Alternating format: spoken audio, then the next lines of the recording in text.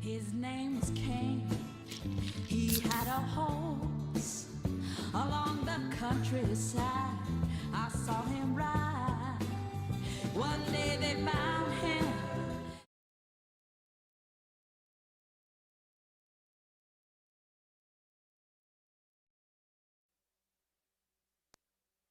This is SportsCenter. I'm Christine Lisi. Firefighters are battling a fire at the home of Dolphins receiver Tyreek Hill this afternoon. The house was seen on a local TV station with a large amount of smoke coming out of the roof as firefighters doused it with water. Hill was at practice as Miami gets ready for Sunday night's regular season finale against the Bills. Buccaneers quarterback Baker Mayfield, still dealing with sore ribs, says he's doing everything he can to play Sunday against the Panthers. Tampa Bay clinches the NFC South with a victory. Carolina, it's an end to a disastrous season and start of another head coaching search for owner David Tepper. It's not the most desirable job, notes unsportsmanlike co-host Chris Canty. I just can't imagine who would choose the Carolina Panthers as their first choice when it comes to NFL head coaching vacancies. I get it, it's one job out of 32, but I mean, this is the absolute last owner that you would want to sign up to coach for in the National Football League.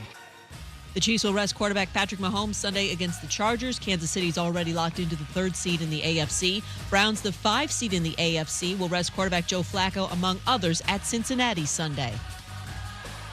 Hey, it's your resident Super Bowl champ, Chris Canty. Coming up Thursday, I'll tell you why a loss to the Bills could ruin all the good the Dolphins have built up this year. It's Unsportsmanlike, 6 a.m. Eastern, right here on ESPN Radio, ESPN2, and ESPNU.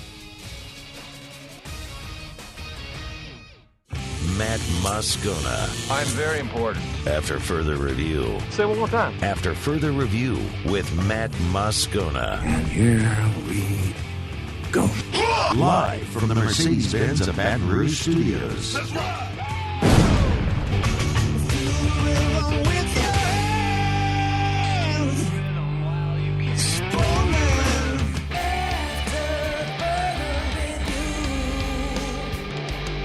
And off we go. Welcome aboard. Glad you're with us.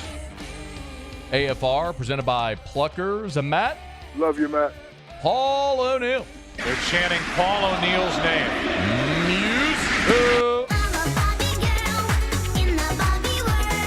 And Mr. Toby Tomplay.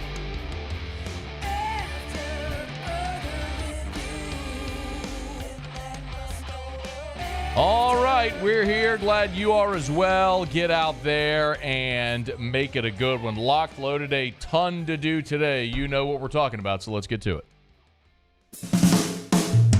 It's time to pop the top on another edition of AFR with Bud Light. Drink easy. Well, as it would turn out, Wednesday ended up being a day that many of us assumed should happen, really since the end of September, when LSU allowed 700 yards to Ole Miss, but it's becoming increasingly cloudy as to whether or not it would happen. But this morning, Brian Kelly, via statement through LSU, announced that 4 defensive assistants have been fired, including LSU defensive coordinator Matt House. Along with Matt House, Kerry Cooks, Robert Steeples, and Jimmy Lindsey, all informed they will not be back to the coaching staff in 2024. If you're an LSU fan today, there is a giant exhalation, a big sigh of relief. This day has felt inevitable since September the 30th. That was the day that LSU played Ole Miss in Oxford and allowed 706 yards of offense to the Rebels. And it was after that game that this felt completely inevitable. As a matter of fact, I said it right here on the show after that game. I don't know how you survive this if you're Matt House. You cannot field a defense that gives up more yards in a game than any defense in the history of this program and survive it. It really is that simple. At least it should have been that simple. And it never got better for this defense. Of course, you threw up on yourself against Arkansas, but managed to win that. And a week after that is when you had the worst defensive performance in the history of the program at Ole Miss. After that, you went to Missouri and somehow snuck that one out, 49-39, despite another inept offensive or defensive performance. And it just never got better for this team. Thank God for Army. That shutout allowed you to pad the stats a little bit. But even with that, you were historically bad. 105th in total defense. 105th in total defense, 78th in scoring defense, 115th in pass defense, 85th in rush defense, 114th in third down defense, 109th in red zone defense. You were horrendous at every level of your defense. Your talent was deficient. Your coaching was horrendous. You do not survive something that badly at a place like LSU. Yet, this decision wasn't decided Monday when LSU was in Tampa, at least not when that ball was teed up and kicked off. I am telling you that this was not decided Monday when LSU was kicking off against Wisconsin. But it's amazing what can happen when you go a month, right? You're no longer in the throes of the season. You go a month, and maybe things cool, and you think, we can replace some assistants. I've told you here for at least a month that LSU was going to replace a minimum of 2 defensive staff members. Minimum. Knew the defensive line and at least one of the spots in the secondary. Minimum. That was going to happen. And there was kind of the hope, as we've shared here, that Matt House would get a job and go to the NFL. And then Monday happened. And you made Tanner Mordecai, in one of the worst offenses in college football, look like, an elite offense. Tanner Mordecai, his season high going into Monday was 277 passing yards. He threw for 378. He had thrown 6 touchdown passes all year. He threw 2 in the first quarter against your defense, 3 in total. You had to overcome a 14-point deficit against one of the worst teams in the country that averaged only 22 points per game this season. When we watched how hideous that was, and then not only that, what transpired after the game. Hat tip to Jacques Doucet, our friend from WAFB, who was on the field there at the ReliQuest Bowl, and he took this video, and you've probably seen it. If you haven't, you can find it on Twitter or social media. I'm going to play it here, Paul, if you want. There's a video of Matt House on the field after the game, dapping up the defensive linemen. Among them is Mekhi Wingo, your number 18, your team leader. And when Matt House went to go try to dap up Mekhi Wingo, Wingo wouldn't extend his hand and try to walk away from it. That's your number 18. That's your defensive leader.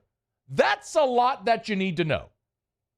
And I didn't see that video posted on social media. I had that sent to me by, let's just say, someone very influential within LSU athletics. That resonated with a lot of people. And Brian Kelly has worked so hard to build culture around this program, to rebuild the culture around this program. And when you saw that, after that performance, got a lot of people's attention. I'm not sitting there suggesting Matt House got fired because of that video. But as things transpired Monday in that game, and then that started to leak, and then some of the conversations are with the portal window closing yesterday, that transpired. What was very clear is you had a culture problem within your roster and your coaching staff centered around Matt House and a potential return. And at that point, I think Brian Kelly had no option other than to make these changes. They were going to make staff changes. I've told you that. I've known that for a while. They were going to make at least 2. They were going to make a change at defensive line, and they were going to fire Robert Steeples. That was going to be done. But there was always the possibility more, and today it was more. It was almost the whole kit and caboodle. The only 2 defensive on-field staffers that remain are John Jancic and Bob Diaco. Jancic, you'll remember, came from Georgia, was an off-field analyst a year ago, was moved on-field this year to coach Jack linebackers, which is really his specialty, his edge rushers. And then when Jimmy Lindsey fell ill, Jancic moved to defensive line. Bob Diaco, who's an analyst, moved on the field to coach outside linebackers. Both of those coaches were retained. They're still listed on the LSU website. So my assumption as of today is both will be back in some capacity. We'll talk about how they piece this staff together moving forward, but the other 4 clearly now are gone. It is just amazing what can motivate movement. And Monday and what followed certainly kicked this thing into overdrive. If you're wondering, we did share some of this with you prior, but Matt House was extended a year ago. So he has 2 years on his deal. 2024, he was set to make $2 million. 2025, he was set to make $2.1. So he's contractually, he's owed 90% of the remainder of his contract over the remaining time period of that contract. So that's $3.69 million over the next 2 years, paid in monthly installments. They could do that. They can negotiate some type of settlement. I don't know what they're going to do. They'll have those conversations at a high level. But either way, LSU's going to have to pay Matt House while they're paying another defensive coordinator, whomever they bring in. You know, I know talent was down this year. It was. And that's undeniable. B.J. Ojolari and Ali Gay were your defensive ends a year ago. They're both in the NFL. Jaquelin Roy is playing in the NFL for the Minnesota Vikings. Micah Baskerville was a much better inside backer than any of the guys you had this year.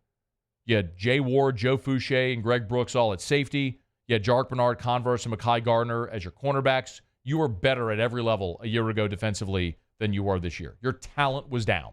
You missed in the portal. You had some young guys you thought would step up that didn't. That happens.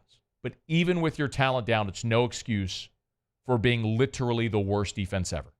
And that's why you are where you are today, because Matt House was unable to adjust to his personnel to make them competent. You didn't need to be dominant. You didn't need to be elite. Your offense was that.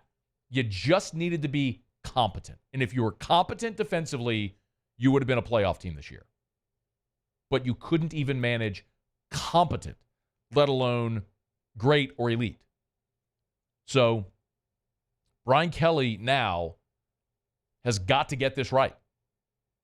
You know, we could talk about the other assistants as well. And Robert Steeples was in over his head. He was a young guy you brought in who had been a high school coach, spent 1 year in the NFL. You brought him in because of his ties to Missouri. You ended up getting Mekhi Wingo out of that, Mac Markway out of Robert Steeples. But as a position coach at the major college level, he was in over his head.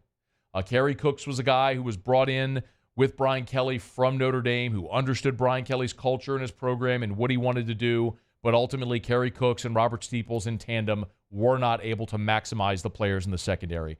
As for Jimmy Lindsey, it's really unfortunate. I mean, he was brought in replacing Jamar Cain and never got to coach this team because he fell ill right before fall camp.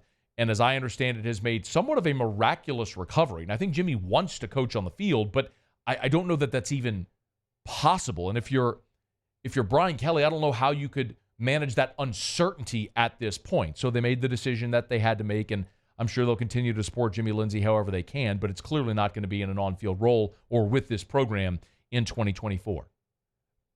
But if you're Brian Kelly and you make this decision and you blow out 4 defensive staffers, including your defensive coordinator, there is no one else to blame any longer. Everyone's out of the room. If these problems persist, it's on Brian Kelly. He's going to remake his defensive staff, and he's got to get it right so that LSU can get back to competing for championships again. Big day for LSU football. 4 defensive staffers fired, including Matt House. Okay. Our show open every day is brought to you by Bud Light. Drink easy in Louisiana with the great taste of Bud Light. You want an ice cold beer? Make sure you grab for Bud Light, the official beer of the LSU Tigers, the official beer of the New Orleans Saints. The UFC partners there as well. You see the commercials now with Peyton Manning and Emmitt Smith. Really cool to see that as well. Our friends at Mockler, I love telling you about Mockler Beverage. Great local company for 40 years. It's been supporting our local economy and so many local organizations. Drink easy in Louisiana with the great taste of Bud Light, the official beer of AFR. Okay, so Matt House fired. The next most obvious question is, who's next? Made a bunch of phone calls today. I'll give you some of the names I'm hearing, not only for defensive coordinator, but how they're planning to fill some of these defensive staff positions. We'll get to that as we continue next on AFR. AFR. Brought to you by Clegg's Nursery with 4 locations in the greater Baton Rouge area. You know where they are: Seaganeer Airline, LA 16 in Denham, Mid-City on Donmore, and the Garden Center on Greenwell Springs. Tell you every day to buy local and shop local over at Clegg's Nursery. Clegg's been helping out Louisianians and part South Louisiana, the greater Baton Rouge area, for more than 60 years, y'all. They have such an amazing selection. You know, this is actually a great time of year. You know, you think wintertime, it's cold outside. You don't necessarily think of planting, but this is actually the time of year to plant trees. Citrus trees are a great holiday gift idea. So if you didn't get what you want for Christmas, go treat yourself. They got a great selection of citrus trees. Plant a citrus tree now. This is the time of year to plant trees. Plant a tree now and enjoy that growth for generations in your family, on your family property. They can help you at Clegg's Nursery. Get by any of the 4 locations in the greater Baton Rouge area. And, of course, they always got Clegg's gift cards as well. Buy local, shop local at Clegg's Nursery.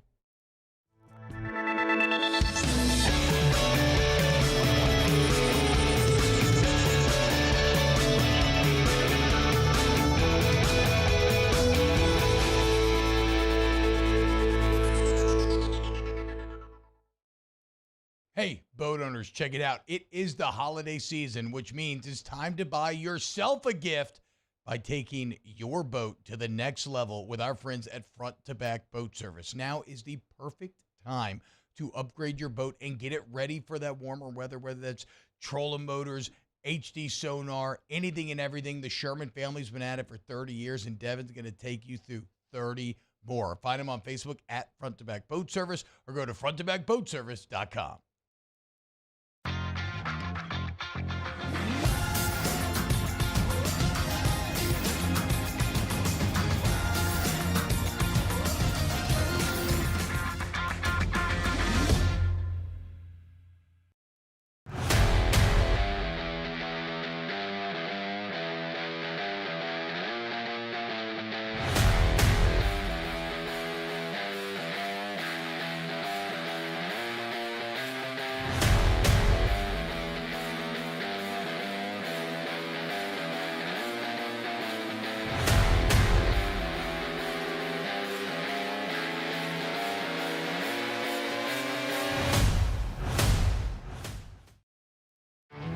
There it is, the extra mile, on the border of expected and extraordinary for those willing to go further, like vans customized for work or play, with safety and tech to keep you connected, supported by a 5-star sales, service, and finance team, and backed by the 1-star you know. So go the extra mile. It's never crowded, because so few have what it takes to go there. Mercedes-Benz Vans. Dylan Cruz here to tell you about Six Rings Baseball and Softball Camp. If you live on the North Shore and play ball, go to Six Rings Camps with former LSU assistant coach Dan Canaveri. His knowledge is second to none, and your child will improve and have fun doing it. Camps were held at Coquille Park and Six Rings Academy in Covington with 4 sessions over the summer. Full day and morning only sessions are available from ages 7 to 13. Go to sixringsbaseball.com or call 985-206-9096. Learn the game to love the game. Electricity is all around us, and our families depend on it. Every day is sparked by the power of a cold drink or a warm meal, a movie night, and a comforting light at the end of a dark hallway. From sunrise to sunset, playtime to bedtime, our team is ready to take care of your electrical needs, even in the case of an after-hours emergency. The light in your life.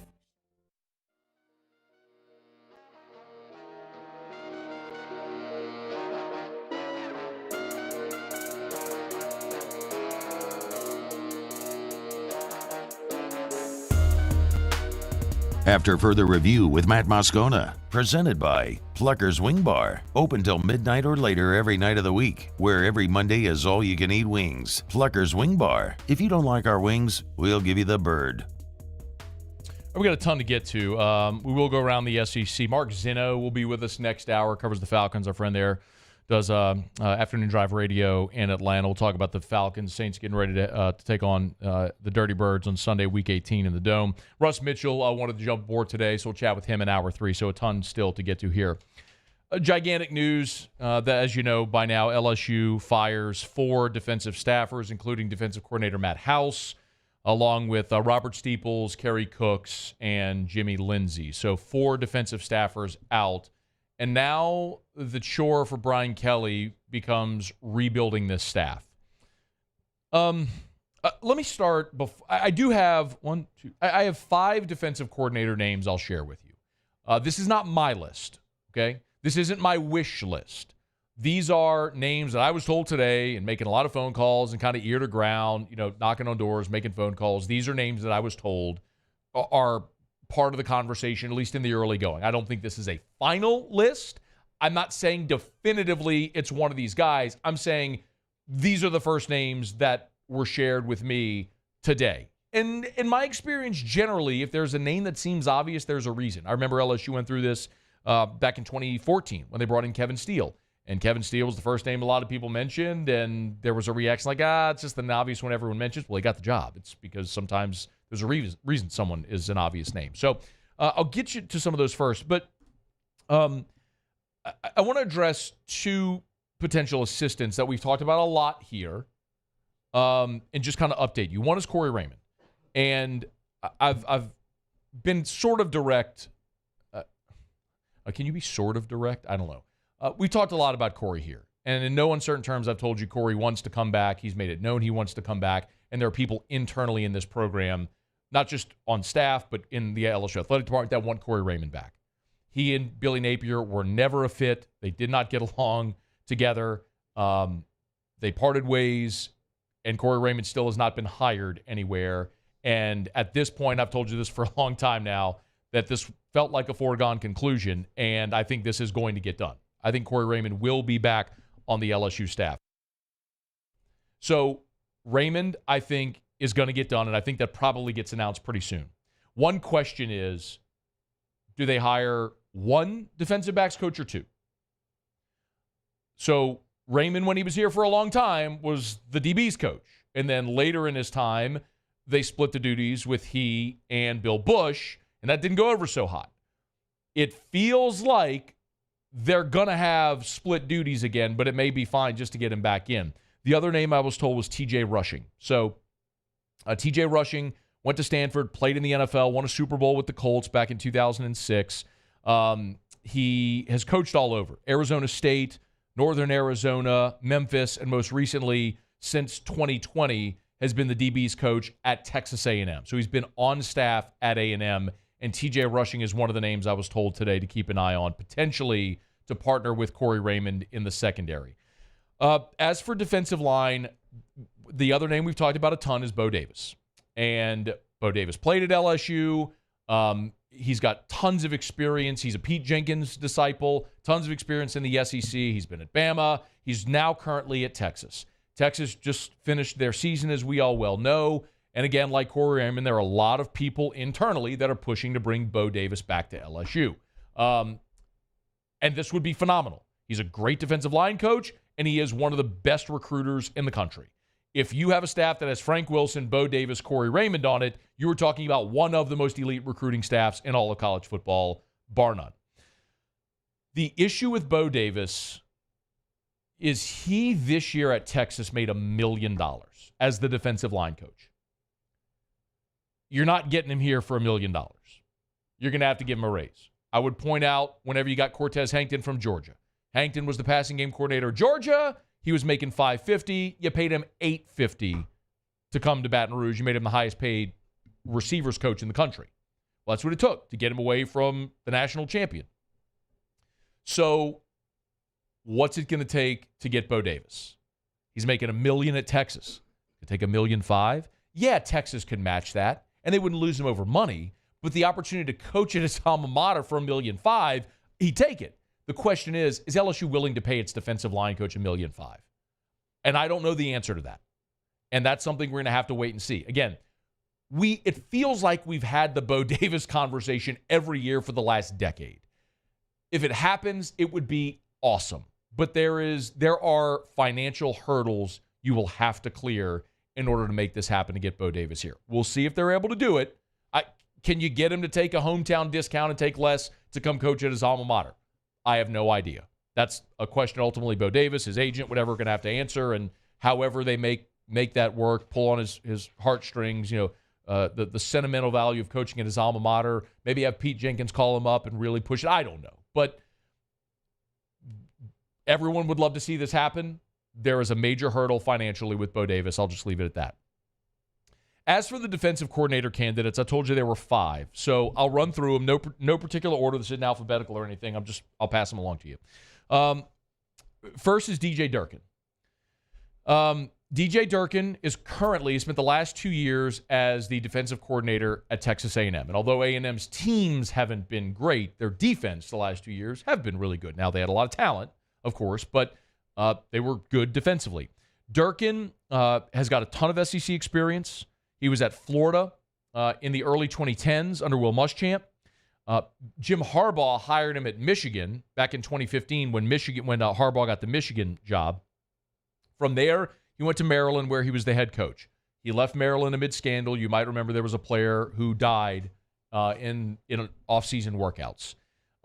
He was fired. Matt Canada took over as the interim. After that, he went to the Atlanta Falcons as a consultant, got back into college coaching as the co-defensive coordinator at Ole Miss under Lane Kiffin in 2020. So he spent 2 seasons at Ole Miss and then spent the last 2 seasons at Texas A&M. So you have a guy that is deeply rooted in the SEC, is only 45 years old, has been a defensive coordinator at high-level programs in the SEC and at the University of Michigan, and obviously knows Texas A&M, its personnel really well. And you got a couple of guys who you've already flipped from A&M and might be looking for a few more. So DJ Durkin is one that I think you have to mention on this list.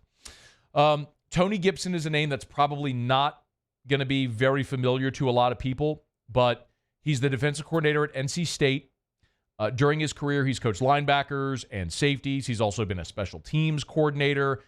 He probably would be most notable for his time with Rich Rodriguez at West Virginia. He was there with Rich Rod at West Virginia in that fateful 07 season whenever they lost to Pitt. Of course, it benefited LSU. When Rich Rod went to Michigan, Tony Gibson went with Rich Rod to Michigan, where he was the associate head coach and also coached special teams and defensive backs.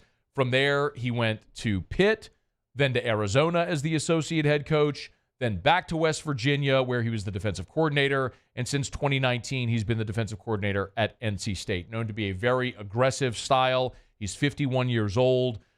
He is a defensive back by trade. At NC State, he's currently making north of $1 million.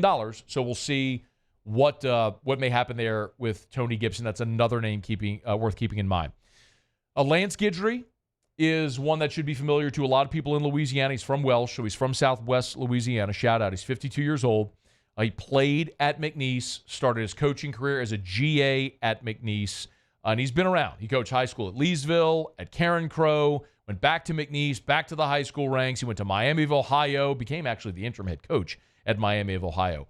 Defensive coordinator at Western Kentucky. Then he went to McNeese as the associate head coach there with Frank Wilson. He became the head coach in 2016 at McNeese, went to Southeastern for a season, went to Florida Atlantic for a season, the life of a coach. Went to Marshall for 2 seasons.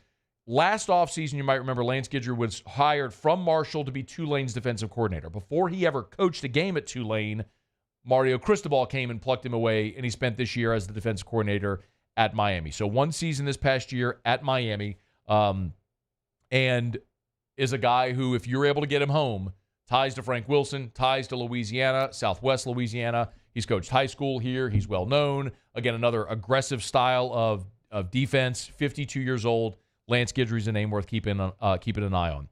And then I'll give you 2 long shots. Admittedly, these are both long shots, but names that were mentioned today for various reasons. Bobby April III. Of course, the son of Bobby April, who was the longtime Saints assistant. He went to St. Paul's in Covington. Shout out Haldane. Went to ULL. So he's got deep ties in Louisiana because of his dad. And has coached at ULL. He's coached at Tulane. He's coached at Nichols. Spent 6 years in the NFL. And after his 6 years in the NFL with the Eagles, Jets, and Bills, he was hired at Wisconsin. So he was on staff there as the linebackers coach under Jim Leonard. All those great Wisconsin defenses, that's his school. He was an assistant under Jim Leonard on those Paul Chryst teams at Wisconsin. When the Wisconsin staff got blown out, he got hired by Stanford to be their defensive coordinator. So this past year, Bobby April III was in his first season as a defensive coordinator at Stanford. I don't think you're going to make a guy who's been a DC for 1 year your defensive coordinator at LSU after you just blew out Matt House and paid him, nearly $4 million to go away. I don't know that you take this type of a risk. Admittedly, a long shot, but a name worth mentioning in this search. And lastly, there are two guys currently on staff that have been defensive coordinators. John Jancic, who we mentioned, who's been a defensive coordinator at a high level for a really long time. I don't know definitively if John Jancic is looking to be a defensive coordinator at this point. I just candidly do not know the answer to that. And that was not a name that I was told today. But John Jancic is a super respected coach. He's coached with Brian Kelly for a long time. But the other name is Bob Diaco, who Bob Diaco is on staff now. He was on staff as an analyst. And then when Jimmy Lindsey became sick, John Jancic moved to defensive line, and Bob Diaco went on field to coach outside linebackers, the jack linebacker spot, and special teams. Well, Bob Diaco was a defensive coordinator under Brian Kelly on that 2012 team that played Alabama for the national championship, the team with Manti Te'o and his fake dead girlfriend. So he's coached elite-level defense before as a young defensive coordinator. He parlayed that into the head coaching job at UConn. Now, it didn't work as a head coach for Bob Diaco, but he had been at Cincinnati with Brian Kelly, then went to Notre Dame, got the UConn head coaching job. After that, he became the DC at Nebraska. He coached outside linebackers at Oklahoma, became the DC at Louisiana Tech, DC at Purdue, then went into the USFL and coached the New Jersey Generals before Brian Kelly brought him back into the college game at LSU. So that's a dude who's only 50, and I'll tell you, I know Bob Diaco wants the job. I don't know that he's going to get the job. But it's one worth mentioning as well. So that's the short list that I have as of now. DJ Durkin, Tony Gibson, Lance Guidry, Bobby April III, Bob Diaco. I'm not telling you definitively it's going to be one of those guys. I'm just saying here, as you push off from the dock and they start this conversation, and Brian Kelly's pulling out his Rolodex and putting together a list, these are names that were mentioned to me today. So the search is on, and I believe, especially with some of the assistants, this is going to move quickly. And when I say quickly, I think some of this, we may start to hear leaks about some of these deals being finalized before the end of the week. So I hesitate to put a time frame on it because with all coaching searches, it's never done until it's done. Signed, and you got to coach at the podium. And as I say often, even sometimes then it's not really done. But we'll wait and see. So there's an early list for defensive coordinator candidates for LSU. Okay, it's after further review. We're chugging right along here. Glad you're with us. We're brought to you by our friends over at Pure Restoration. If you got mold, get rid of it. Let Pure Restoration help. Patented non-toxic dry fog treatment. That's Pure Restoration. Look, Louisiana is the mold capital of the world, quite literally, because of our combination of humidity and how wet our climate is. There's mold everywhere. Let Pure Restoration knock it out in the most cost-effective and efficient manner. They'll come in, they'll spray their patented non-toxic dry fog, they'll close the door as soon as the fog dissipates. Boom, you can go back in completely mold-free. It's Pure Restoration. Learn more, pure-restoration.com, pure-restoration.com. Tell Jim Woodworth you heard about it on the show. He's an awesome dude. Ask him about his time in the Air Force. Guy, he's almost like a Renaissance man. The guy's got stories for days. I love talking to Jim, but he's a great dude. He helped recovery post 9/11, came down to Louisiana after the BP oil spill to help recovery, and now he owns and operates Pure Restoration. Pure-restoration.com, pure-restoration.com. Okay, y'all, it's after further review. Glad to have you aboard with us here. We are going to talk a ton today about LSU, the firings today, potential candidates. And we'll keep an eye on the roster latest as well. Russ Mitchell will be here in hour 3. We'll head to Atlanta 1 hour from right now, talk to our buddy Mark Zinno, get a closer look at the Falcons before this Week 18 matchup. So we will sprinkle in some NFL stuff for you. Let me knock out a break. We'll go around the SEC. TV ratings are in for the Rose Bowl, and it was impressive. We will get to Bourbon Dictionary here with Taylor in just a bit as well. Stay here. It's AFR. AFR. Brought to you by River City's 1 Hour Air, where they're always on time or you don't pay a dime. Look for the big yellow vans and trucks with the giant clock on the side. You can't miss them. It's River City's 1 Hour Air. And with the weather being cold, woke up this morning, it was in the 30s again. Call River City's 1 Hour Air if you have any trouble with your heater. They'll get you back up and running, and they'll always work nights, holidays, weekends. They'll always come out. They'll never charge you extra to come out. This 5-star review came from David Freeman, who said, I tried to do it yourself, a new smart thermostat. I wasn't successful. Britt came to the rescue, fixed everything quickly, then gave advice on routine maintenance before leaving. A true professional. Another 5-star Google review for River City's 1 Hour Air. Britt's actually been to my house as well. Great dude, as are all the technicians from River City's 1 Hour Air. You'll be thrilled when one of them drives up to your home in that big yellow truck or van with a giant clock on the side. It's River City's 1 Hour Air, 752-0001, 752-0001, where they're always on time or you don't pay a dime. There it is, the extra mile, on the border of expected and extraordinary for those willing to go further, like vans customized for work or play, with safety and tech to keep you connected. Supported by a 5-star sales, service, and finance team, and backed by the 1-star you know. So go the extra mile. It's never crowded, because so few have what it takes to go there. Mercedes-Benz Vans. The importance of doing this Fortified program and offering it to people down here is, number one, the only real chance you're going to get to do this is when you put on a new roof or build new.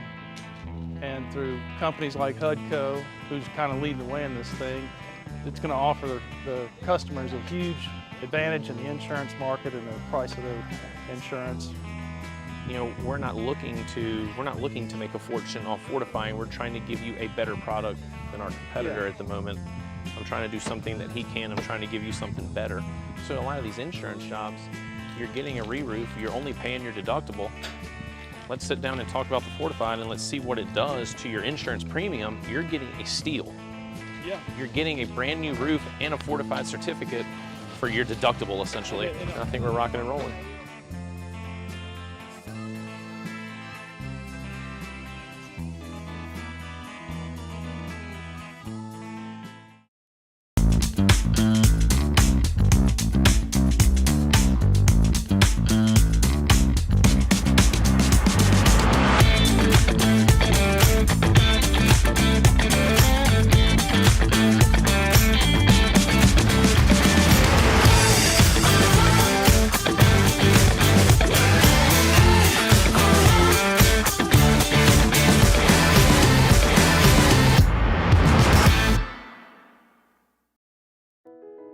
I've been doing business with Luba for 25 years. They're dependable, trustworthy. It's just the attention to detail with our clients. Our folks have years and years of experience. They're highly trained professionals, but many companies have that asset. What I'd like to think makes Luba a bit different is that we use those talents in a way that truly is dedicated to serving the needs of the folks who depend on us. Dylan Cruz here to tell you about Six Rings Baseball and Softball Camp. If you live on the North Shore and play ball, go to Six Rings Camps with former LSU assistant coach Dan Canaveri. His knowledge is second to none, and your child will improve and have fun doing it. Camps were held at Coquille Park and Six Rings Academy in Covington with 4 sessions over the summer. Full day and morning only sessions are available from ages 7 to 13. Go to sixringsbaseball.com or call 985-206.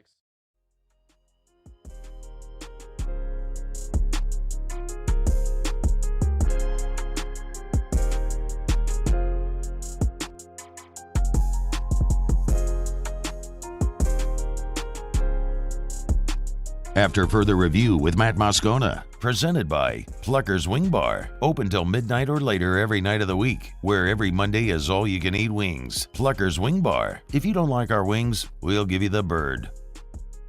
You can always text us in the 225-396-4400, 396-4400.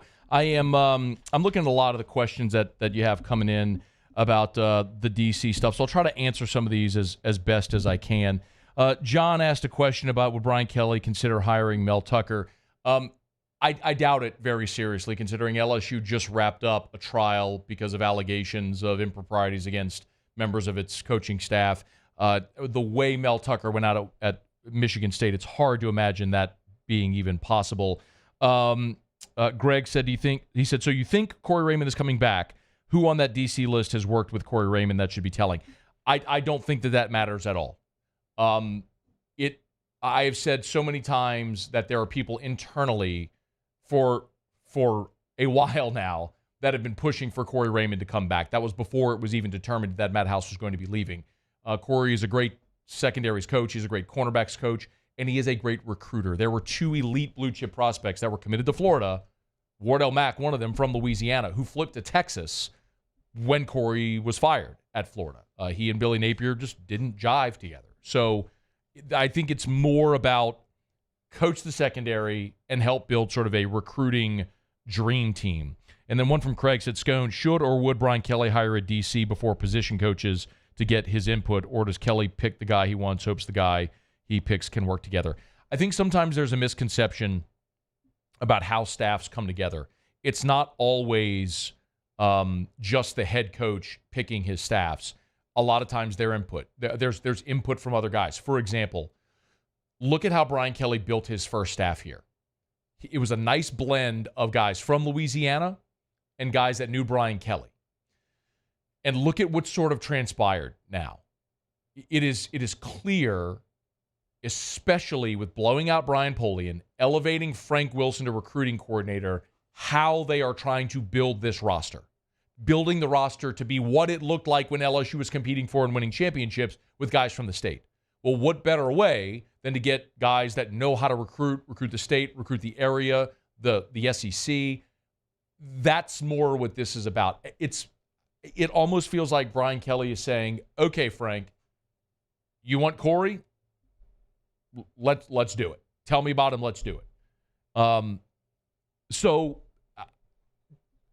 No, I don't think it's a thing where you hire the defensive coordinator and then get the defensive coordinator's input on who the staff members are going to be. I do not think it goes that way. So I'll gladly answer what I feel like I can answer. So fire away. You can email us. You can tweet us. Or you can text 225-396-4400, 396-4400, 396-4400. Lots of ways that you can get involved in the show. We are brought to you by First South Farm Credit, new sponsor here in 2024 on AFR, and I'm so fired up to tell you about First South Farm Credit. First South Farm Credit is how you buy land. If you want to buy land, you want that recreational property, First South Farm Credit is your first option. They've been first in agriculture in Louisiana for 100 years. Make First South Farm Credit your first call. You can always log on to firstsouthland.com. That's firstsouthland.com. It's an interesting time of year for a lot of hunters because, if you hunt on a lease and your hunting season's ending and you're leaving that lease and you realize you're hunting on somebody else's land and somebody else's rules and you leave and you go, man, I'd love to hunt on my own property. First South Farm Credit can make that happen for you.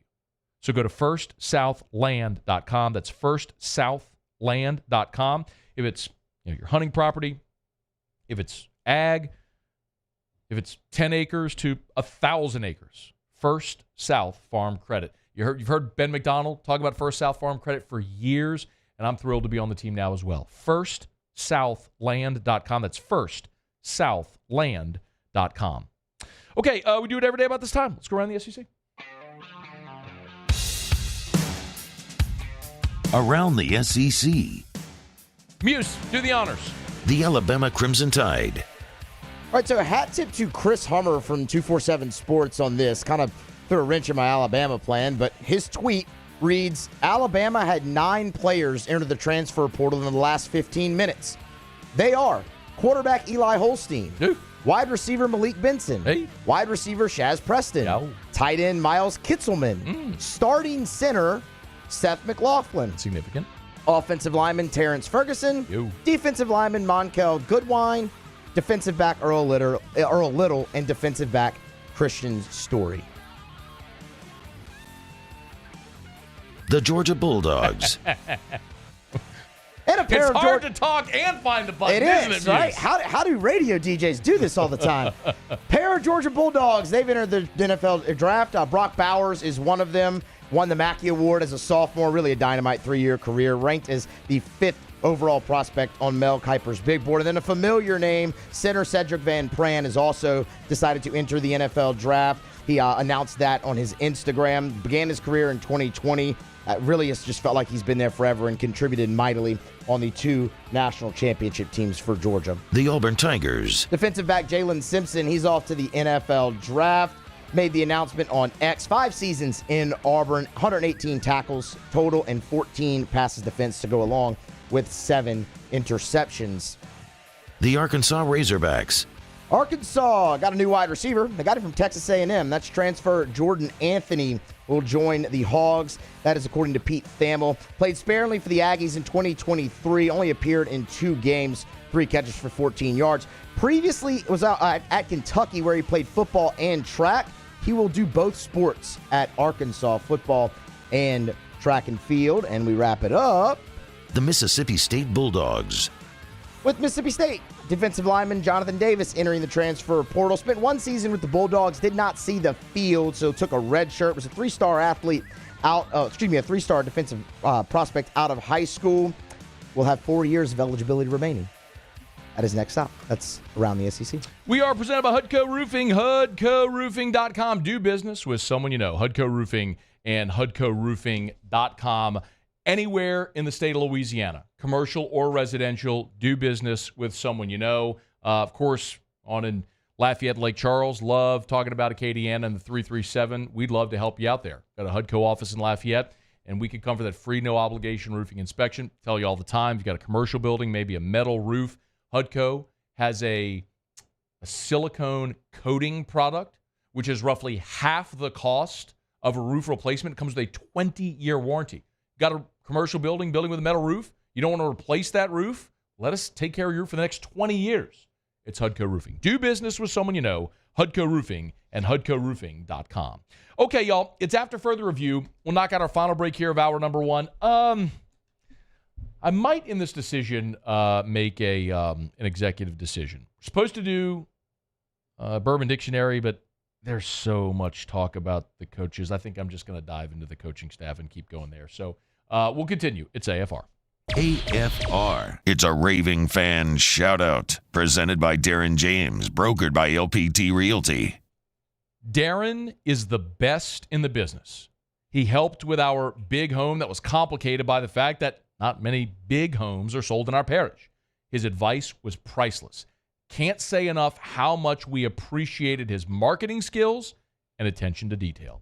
Another 5-star review, that one from Michael Rogers. We appreciate all those 5-star reviews, and I appreciate Darren James and the personalized care he gave me and my family when we bought our first home, when we sold that home, when we bought our second home, and he could do the same for you. LPT Realty, the fastest growing real estate company in history. In 1 year, they've gone from 0 to 6,000 agents, and they are growing rapidly every day. Learn the LPT difference with Darren James. Call him at 335-7666 or agent225.com. Think real estate, think Darren James. Yo, Jake here from my friends over at Community Steel Company located in Gonzales, Louisiana. The local place you can turn to for all of your metal building needs. Notice I said local, not Houston, not Dallas, not Atlanta, but right here in Gonzales. Visit them at their brand new state-of-the-art website at communitysteelco.com or pick up the phone and give them a call today to answer all of your questions on your metal buildings, roofing and sheet metal, and any other steel needs you or your business need at 225-647-2020. Bayou Chrysler Dodge Jeep Ram has $10,000 off MSRP on new 23 Jeep Grand Cherokee, $10,000 off new Jeep Grand Cherokee, and all new Bayou Automotive vehicles come with a 1 million mile warranty. The crew at Bayou Automotive is going to do right by you. Hey, boat owners, check it out. It is the holiday season, which means it's time to buy yourself a gift by taking your boat to the next level with our friends at Front to Back Boat Service. Now is the perfect time to upgrade your boat and get it ready for that warmer weather, whether that's trolling motors, HD sonar, anything and everything. The Sherman family's been at it for 30 years, and Devin's going to take you through 30 more. Find them on Facebook at Front to Back Boat Service or go to fronttobackboatservice.com. Gulf Coast Bank and Trust is giving our customers the power to bank anywhere, anytime during this challenging event. And we're right there with you. Our mobile banking app is a smart way to manage your money and time. Gulf Coast Bank and Trust, the bank that cares about you. It was a humid day, barefoot children play, looking for that summer shade. Time just slips away. Oh, Louisiana, some kind of hold on me. Like cypress stumps, your roots are planted deep inside of me. There it is, the extra mile, on the border of expected and extraordinary, for those willing to go further, like vans customized for work or play, with safety and tech to keep you connected. Supported by a 5-star sales, service, and finance team, and backed by the 1-star you know. So go the extra mile. It's never crowded, because so few have what it takes to go there. Mercedes-Benz Vans. Electricity is all around us, and our families depend on it. Every day is sparked by the power of a cold drink or a warm meal, a movie night, and a comforting light at the end of a dark hallway. From sunrise to sunset, playtime to bedtime, our team is ready to take care of your electrical needs, even in the case of an after.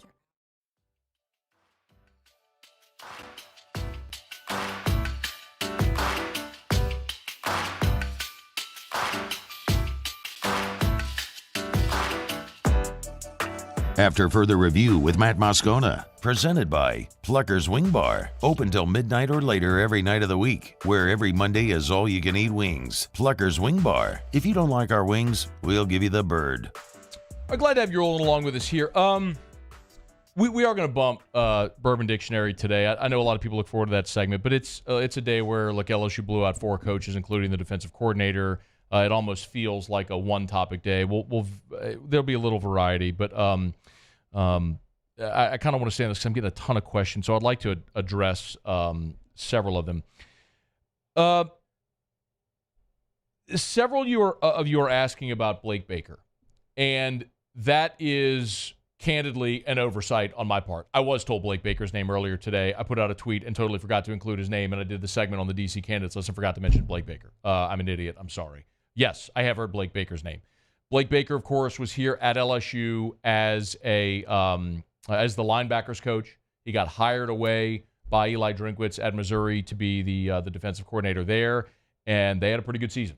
There with Blake Baker as DC. One thing to keep in mind is that just a few weeks ago, like the week before Christmas, Blake Baker signed a contract extension at Missouri. So he was set to earn $1.1 million this past season, with annual increases of $100K through 2025, and he's getting bumped now.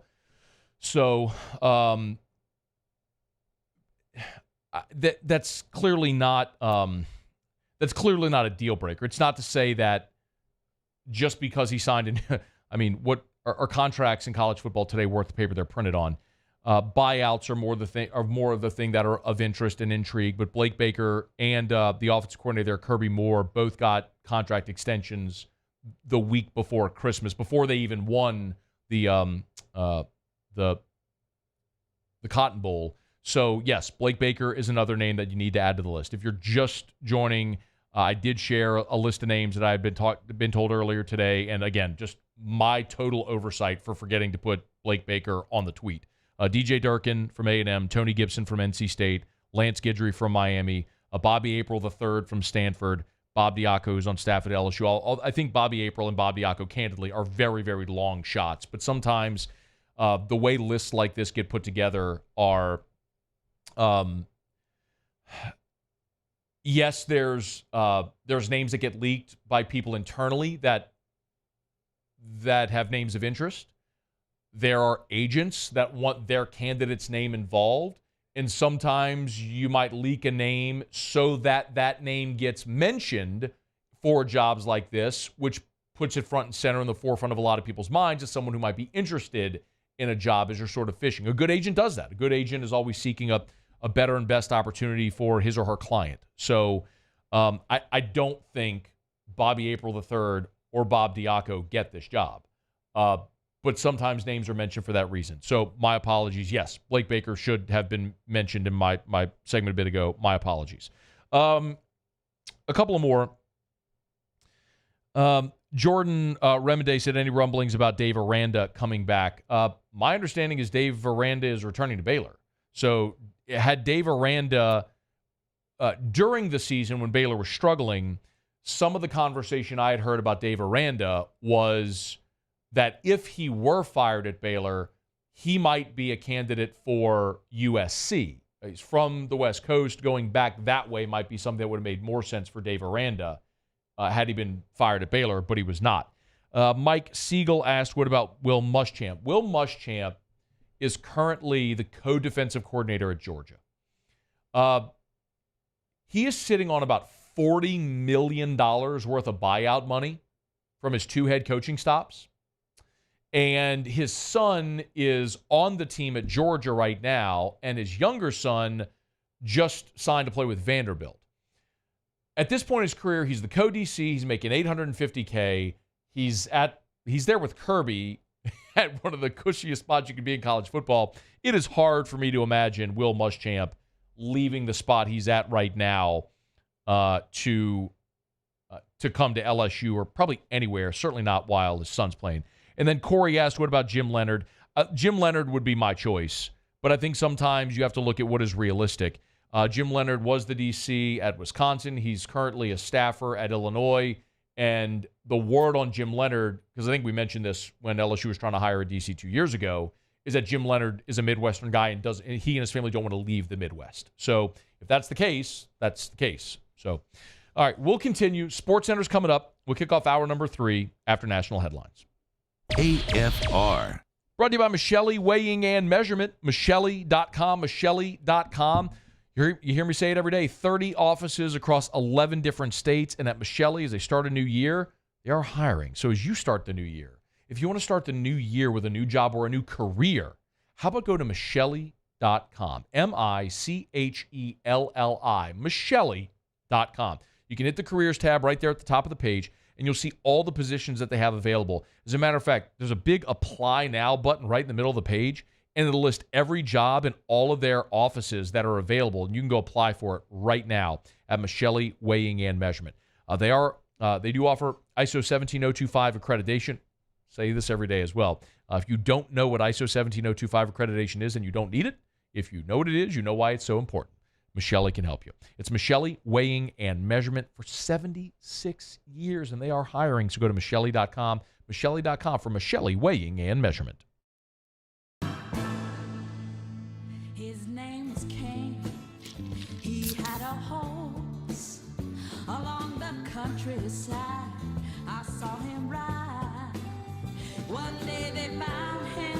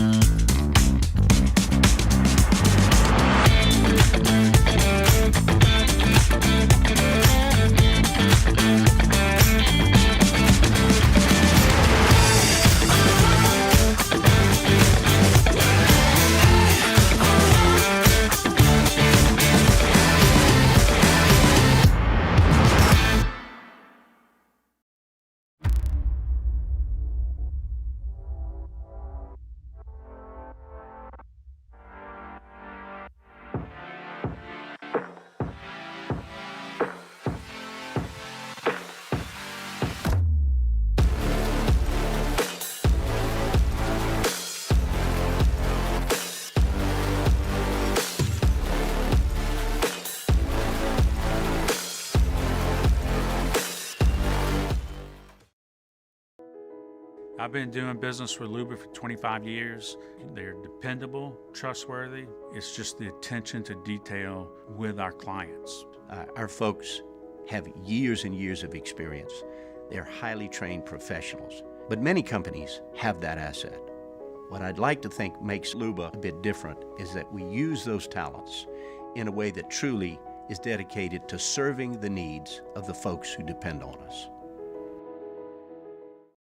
Dylan Cruz here to tell you about Six Rings Baseball and Softball Camp. If you live on the North Shore and play ball, go to Six Rings Camps with former LSU assistant coach Dan Canaveri. His knowledge is second to none, and your child will improve and have fun doing it. Camps were held at Coquille Park and Six Rings Academy in Covington with 4 sessions over the summer. Full day and morning only sessions are available from ages 7 to 13. Go to sixringsbaseball.com or call 985-206-9096. Learn the game to love the game. There it is, the extra mile, on the border of expected and extraordinary, for those willing to go further, like vans customized for work or play. with safety and tech to keep you connected. Supported by a 5-star sales, service, and finance team.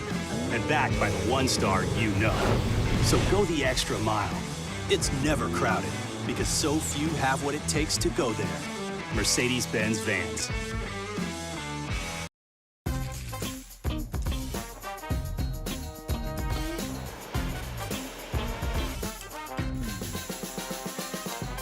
The best kept secret in town is out. Discover Tallulah at the Renaissance Hotel on Bluebonnet.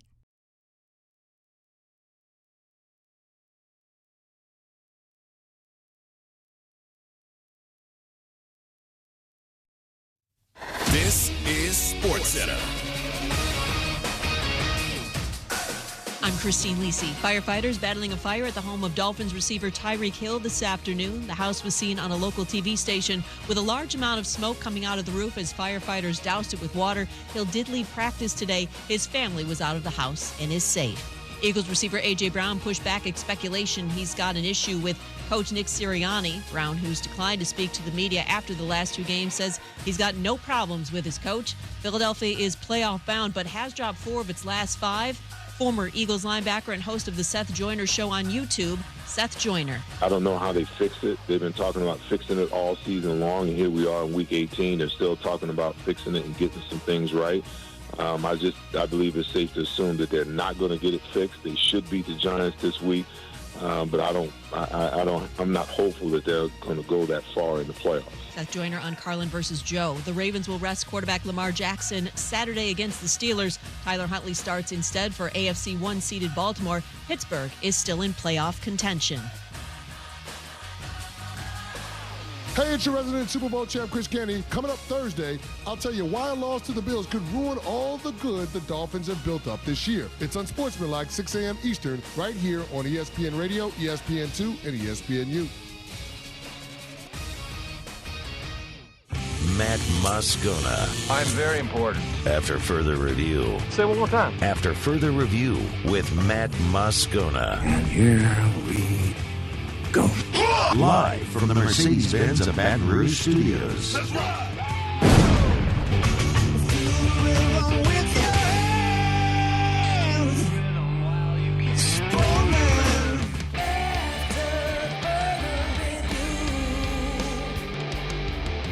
Hour 2, off we go. Welcome aboard. Glad you're with us. It's AFR presented by Pluckers. Matt? You're a loser, Matt! Hey, shut up, kid! Paul O'Neill. They're chanting Paul O'Neill's name.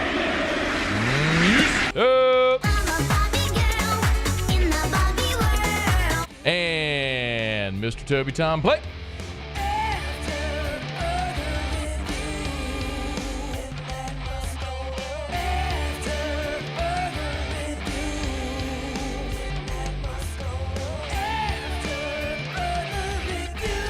All right, we're here. Glad you are as well. Get out there and make it a good one. For many LSU fans, it is a good one. I want to be clear. I say that, and I don't say that lightly, because 4 men, 4 husbands, fathers did lose their jobs today. So I'm not celebrating and tap dancing on anyone's grave.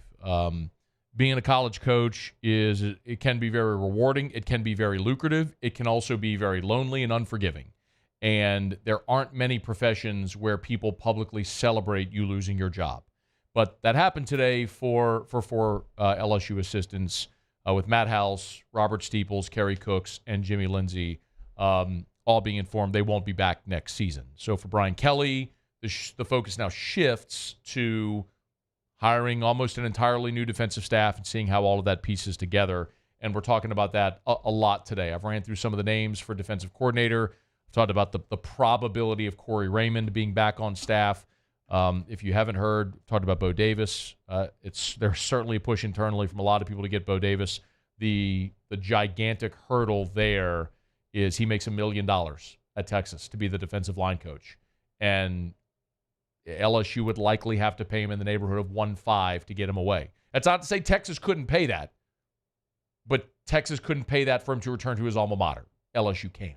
So, are you willing to pay your defensive line coach $1.5 million and set that precedent? I don't know, but just some of the things being considered right now. We'll continue to roll through. I know there's a lot of names that people are throwing out, and most of them I've had conversations about, so we'll delve into a lot of that.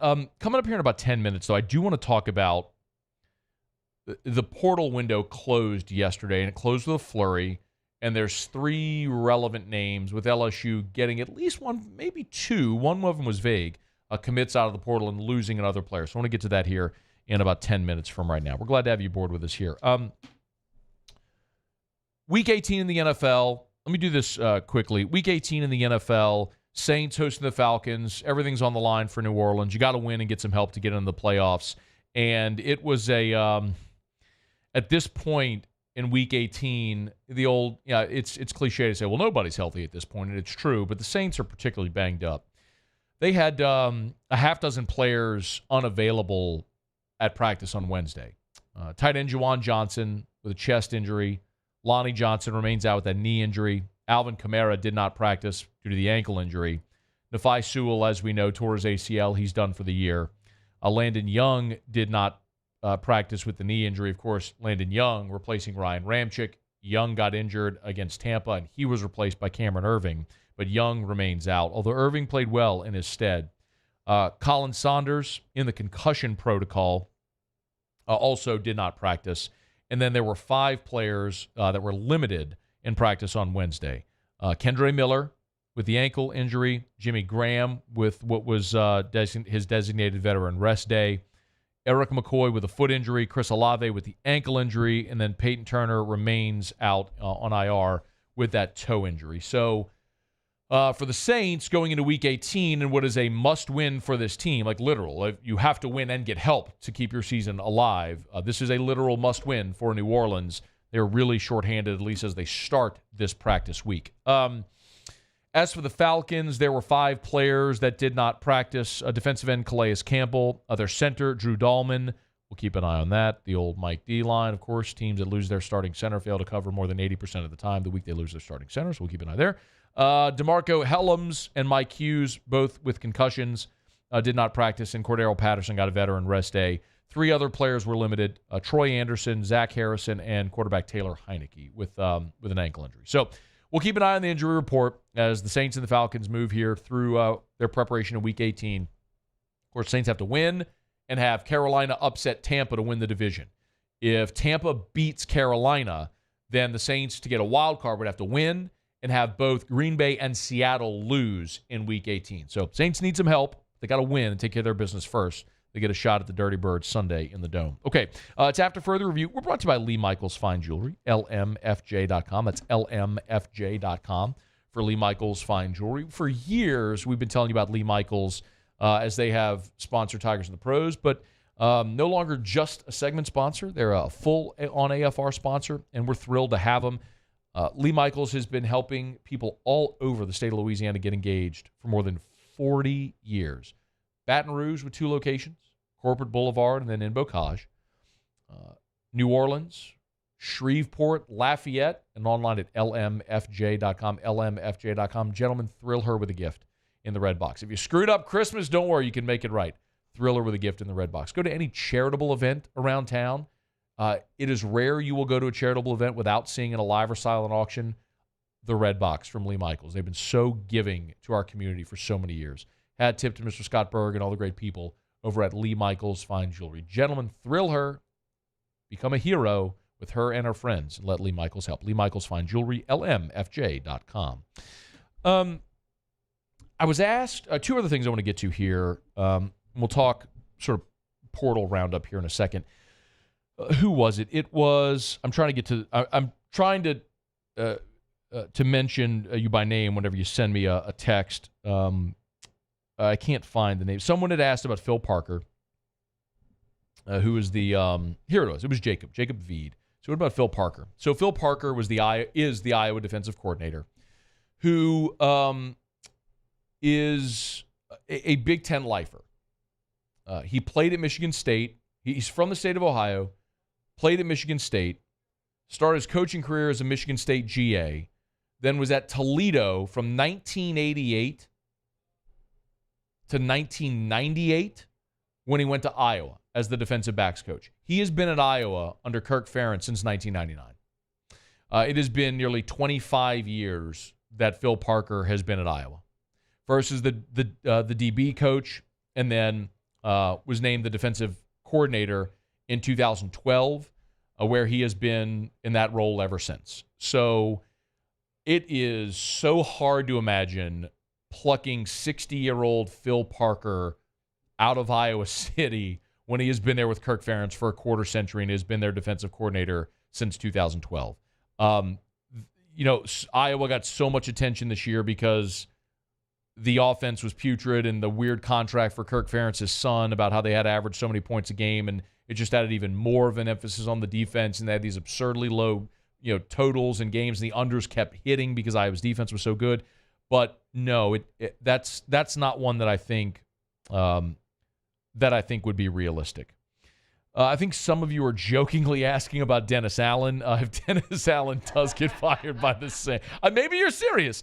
If Dennis Allen does get fired by the Saints, it would take about 6 seconds for him to be hired as an NFL defensive coordinator. And my guess is there's a coach in Denver who would just be thrilled to have him join him over there. So, you're laughing. I'm dead serious.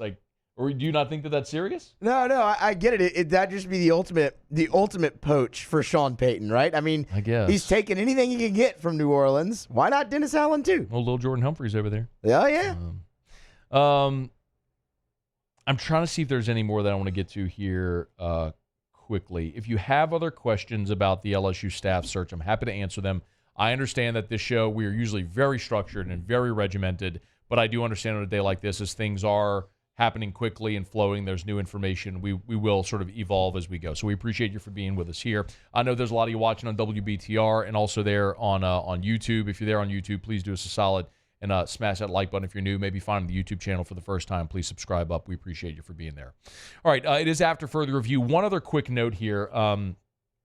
Break, I do want to talk about the portal yesterday, as the Tigers did see one more player enter the portal, and they got a commitment out of the portal on Tuesday. We'll get to that coming up after this break. But Field Yates tweeted a bit ago, the Saints getting to work early, getting under the cap for 2024. They've restructured Marshawn Lattimore's contract. So they've converted nearly $14 million of his $15 million base salary into an option bonus.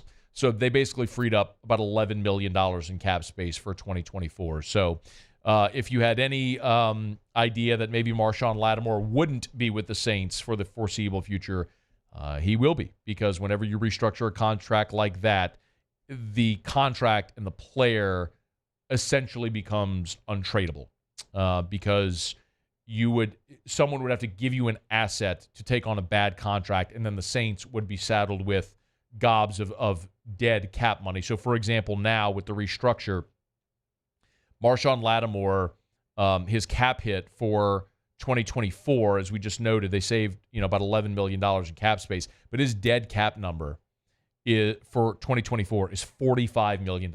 Meaning if Marshawn Lattimore was not on the roster in 2024, his cap hit would be $45 million.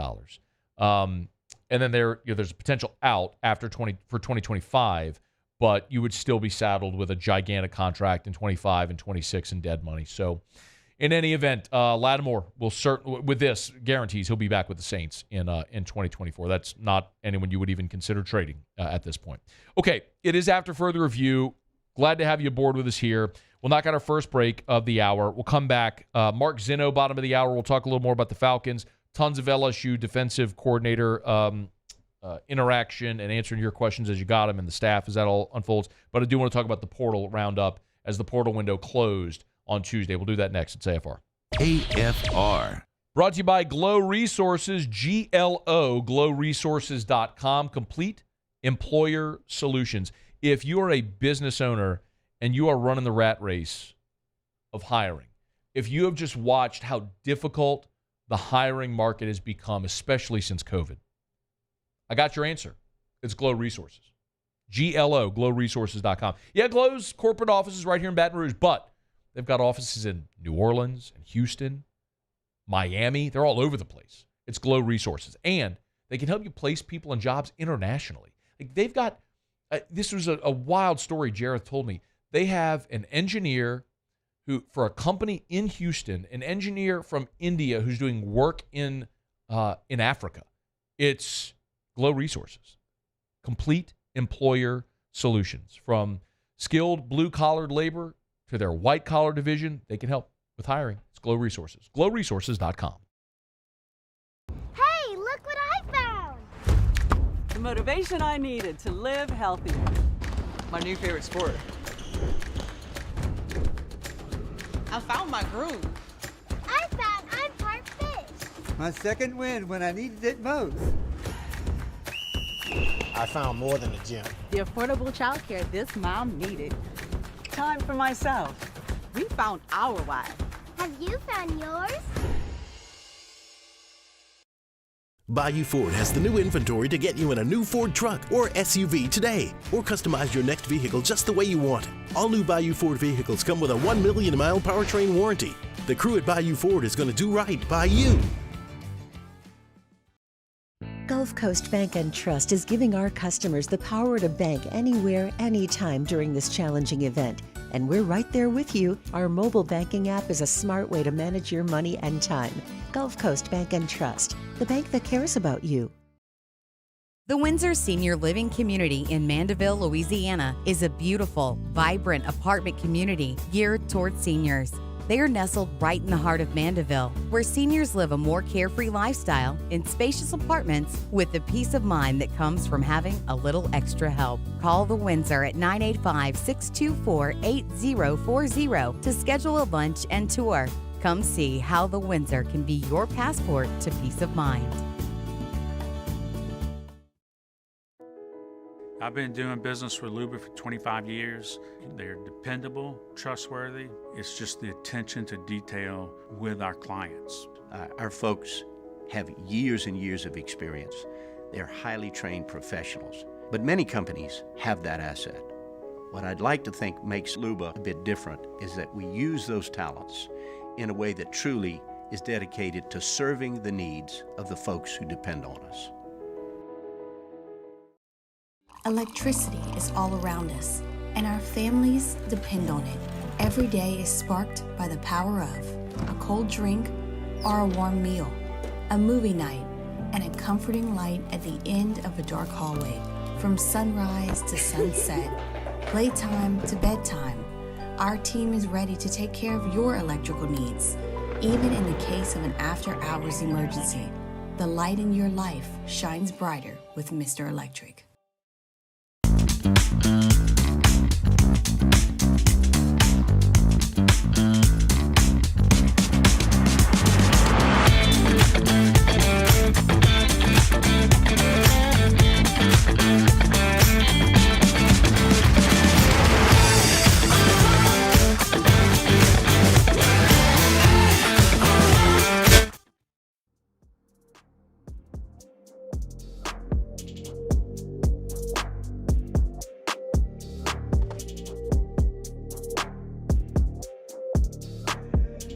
After further review with Matt Moscona, presented by Plucker's Wing Bar, open till midnight or later every night of the week, where every Monday is all-you-can-eat wings. Plucker's Wing Bar. If you don't like our wings, we'll give you the bird. Rolling along here on a really newsy Wednesday, presented by Pluckers. Of course, Nicholson and Bluebonnet. Trivia tonight and every Wednesday over at both Pluckers locations, 7:30 Bluebonnet, 8 o'clock Nicholson.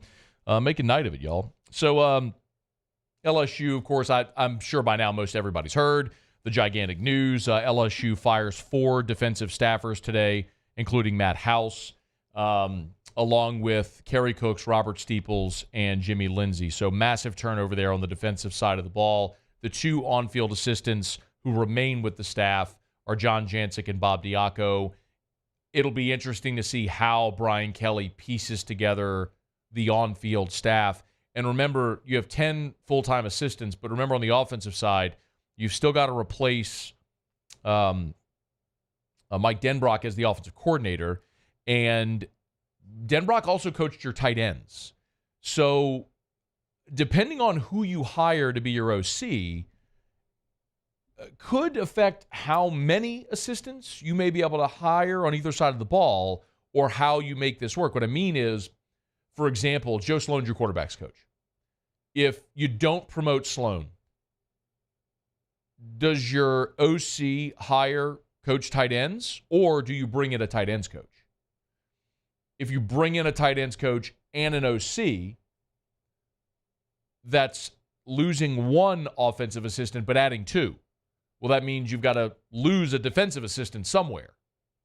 Is it Diaco or Jancic going back off field, or do you hire one fewer? Like, if you bring in Corey Raymond, do you only bring in Corey and let him handle the entire defensive backfield? Or do you split those duties and maybe Bob Diaco goes back to an off-field role and John Jancic goes to the role that he was meant to coach last year with outside linebackers?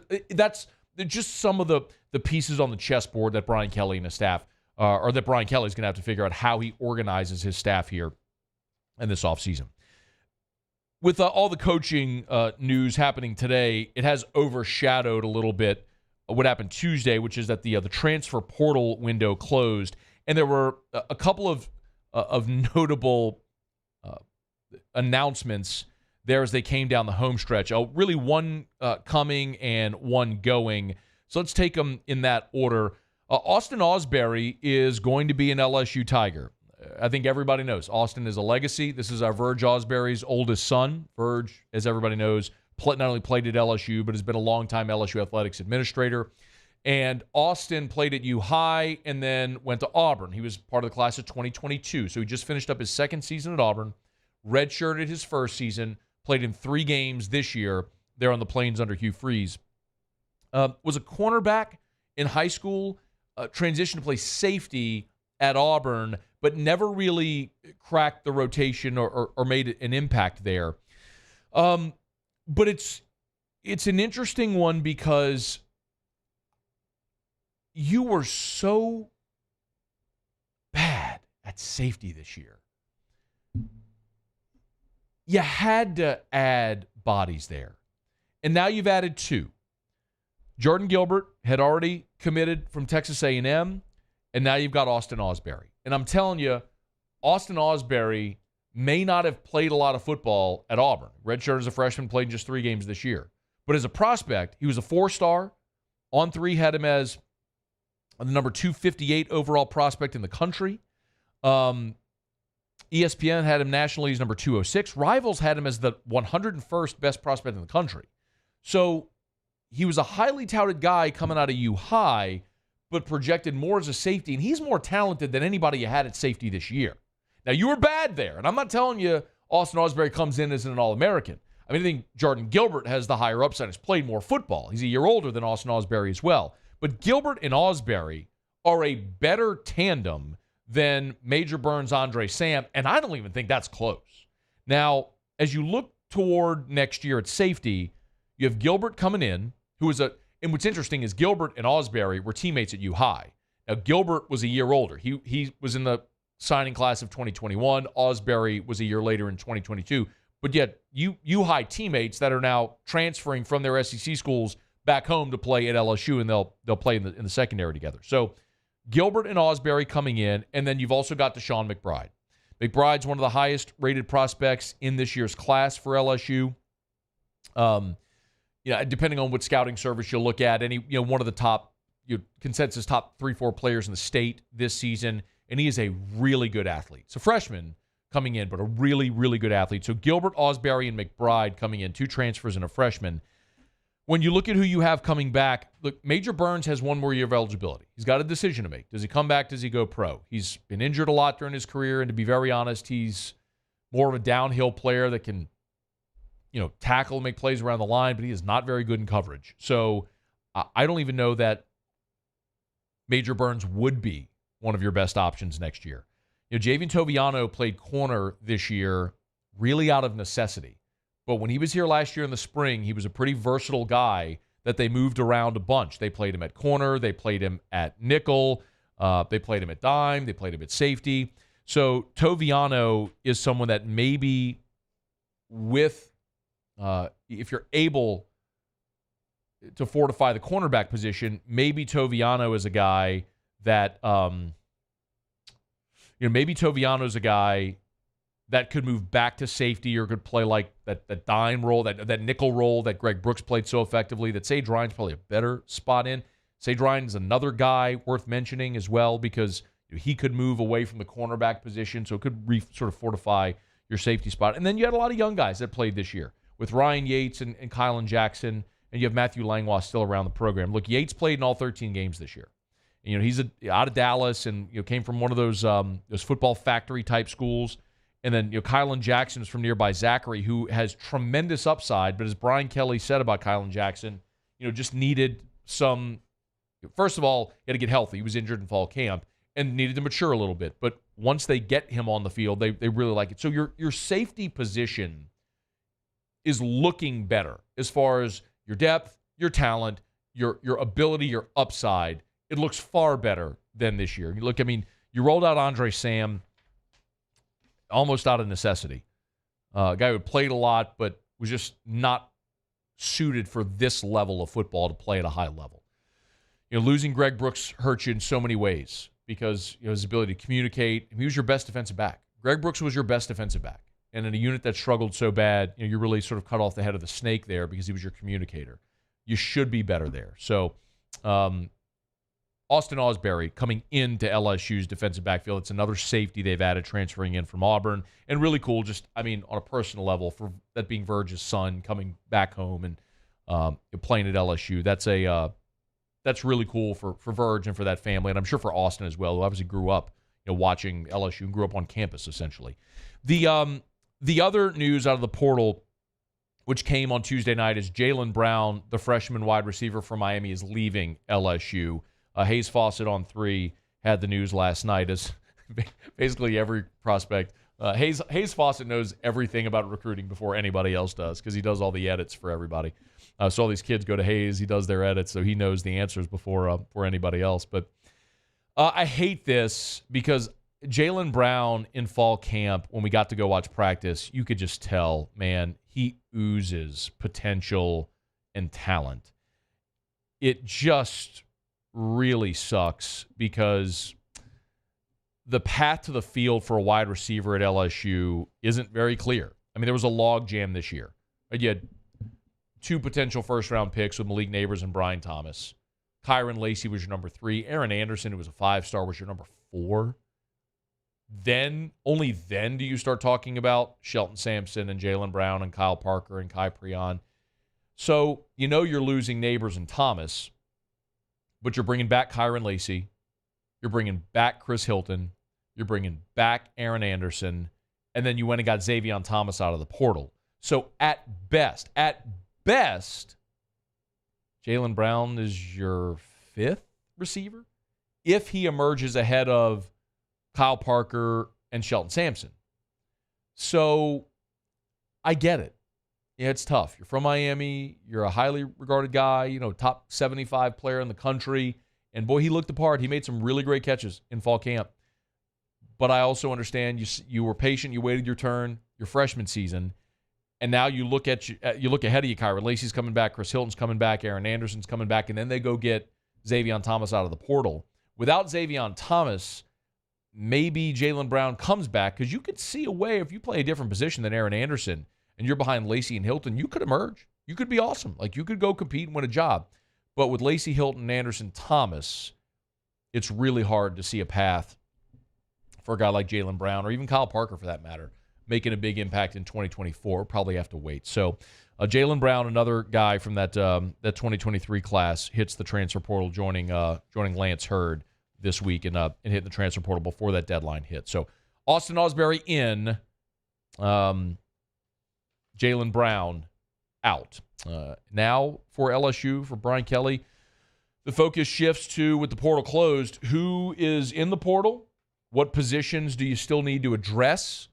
And obviously there's a spring portal window as well, so we'll have a much better sense on that when the spring comes. All right, y'all. It is After Further Review. We're glad you're with us. We're brought to you by Shaw Bills. Shaw Bills Tire and Auto Service. ShawBillsTire.com. ShawBillsTire.com. Got my Shaw Bills hat right here. Keep it on the set every single day. Love telling you about Shaw Bills, man. They've been around since 1968. More than 50 years. Shaw Bills has been helping you by selling name brand tires at wholesale prices. Nobody does it better than Shaw Bills. As I say all the time, cheaper than the big box stores, cheaper than the membership clubs, cheaper than other tire stores. You want the best tires on the road, name brand tires? at the best prices possible, you go to Shaw Bills. But that's not even the reason to go to Shaw Bills. The reason to go to Shaw Bills is because they treat you like family. Walk in and you'll understand. I've told you so many stories over the years for me personally, my family, and so many of our listeners that have gone to Shaw Bills, and you've done exactly what I said. Yeah, you got a damaged tire. You got a hole in your tire or a leak, something like that. They'll repair it. They'll repair it for free. That's just what they do at Shaw Bills. Shaw Bills Tire and Auto Service. ShawBillsTire.com. Shaw Bills, we keep you rolling. Okay, y'all, glad you're here. What a day. Mark Zinno is going to join us from Atlanta when we come back after this break, get a closer look at the Dirty Birds as they come into the Dome for Week 18. Muse will have Tigers and the pros. We will get you caught up, and I'll continue to answer all your questions about the LSU staff as Matt House, Robert Steeples, Kerry Cooks, and Jimmy Lindsay all fired today. Brian Kelly's got a pretty heavy lift here. He's got to remake that defensive side. And as I'm told, you could expect some of those dominoes, some of that word to start leaking out maybe even by the end of this week on some of those hires. So they're going to move quickly, as I understand it, and looking to replace 4 defensive staffers. You still have your vacant offensive coordinator job as well. So a lot of work to do for Brian Kelly here as we move throughout the month of January and into February before you get to that February signing date. Okay, it's after further review. Quick break. We'll head to Atlanta and talk to Mark Zinno next. AFR. AFR is brought to you by Rouse's. Rouse's, the official supermarket of the New Orleans Saints. Rouse's.com, Rouse's.com. Hey, it is King Cake season, y'all. The new year is here. It means King Cake time is here as well. Get to any of the Rouse's locations and munch on those gourmet king cakes from Rouse's. Whether you love the traditional cinnamon or you want bananas Foster, the wedding cake king cake, the lemon and chocolate d'auberge cake, the gourmet king cakes, they got them at Rouse's. So get on by any of your neighborhood Rouse's locations. They got more than 60 of them, so chances are there's a Rouse's near you. By the way, there are 9 new delectable flavors to choose from. Just pop on into a Rouse's, grab you a gourmet king cake. Whew. Just get the icing all over your face. Just devour it. Or if you're like me, you just like the plain cinnamon, that's cool too. But they got it at Rouse's either way. Rouse's.com, Rouse's.com. The official supermarket of the New Orleans Saints. Download the Rouse's app. It's Rouse's. This feels like home. There it is, the extra mile. On the border of expected and extraordinary. For those willing to go further. Like vans customized for work or play. With safety and tech to keep you connected. Supported by a 5-star sales, service, and finance team. And backed by the 1-star you know. So go the extra mile. It's never crowded because so few have what it takes to go there. Mercedes-Benz Vans. Yo, Jake here from my friends over at Community Steel Company located in Gonzales, Louisiana. The local place you can turn to for all of your metal building needs. Notice I said local, not Houston, not Dallas, not Atlanta, but right here in Gonzales. Visit them at their brand new state-of-the-art website at communitysteelco.com or pick up the phone and give them a call today to answer all of your questions on your metal buildings, roofing and sheet metal, and any other steel needs you or your business need at 225-647-2020. Follow us on Twitter at 1045ESPN to cast your vote in the Citizens Bank and Trust Poll of the Day. Vote daily inside Off the Bench, live at lunch on Palmer. And after further review, Citizens Bank and Trust brings you the Poll of the Day via Twitter at 1045ESPN. Bayou Ford has the new inventory to get you in a new Ford truck or SUV today, or customize your next vehicle just the way you want it. All new Bayou Ford vehicles come with a 1 million mile powertrain warranty. The crew at Bayou Ford is going to do right by you.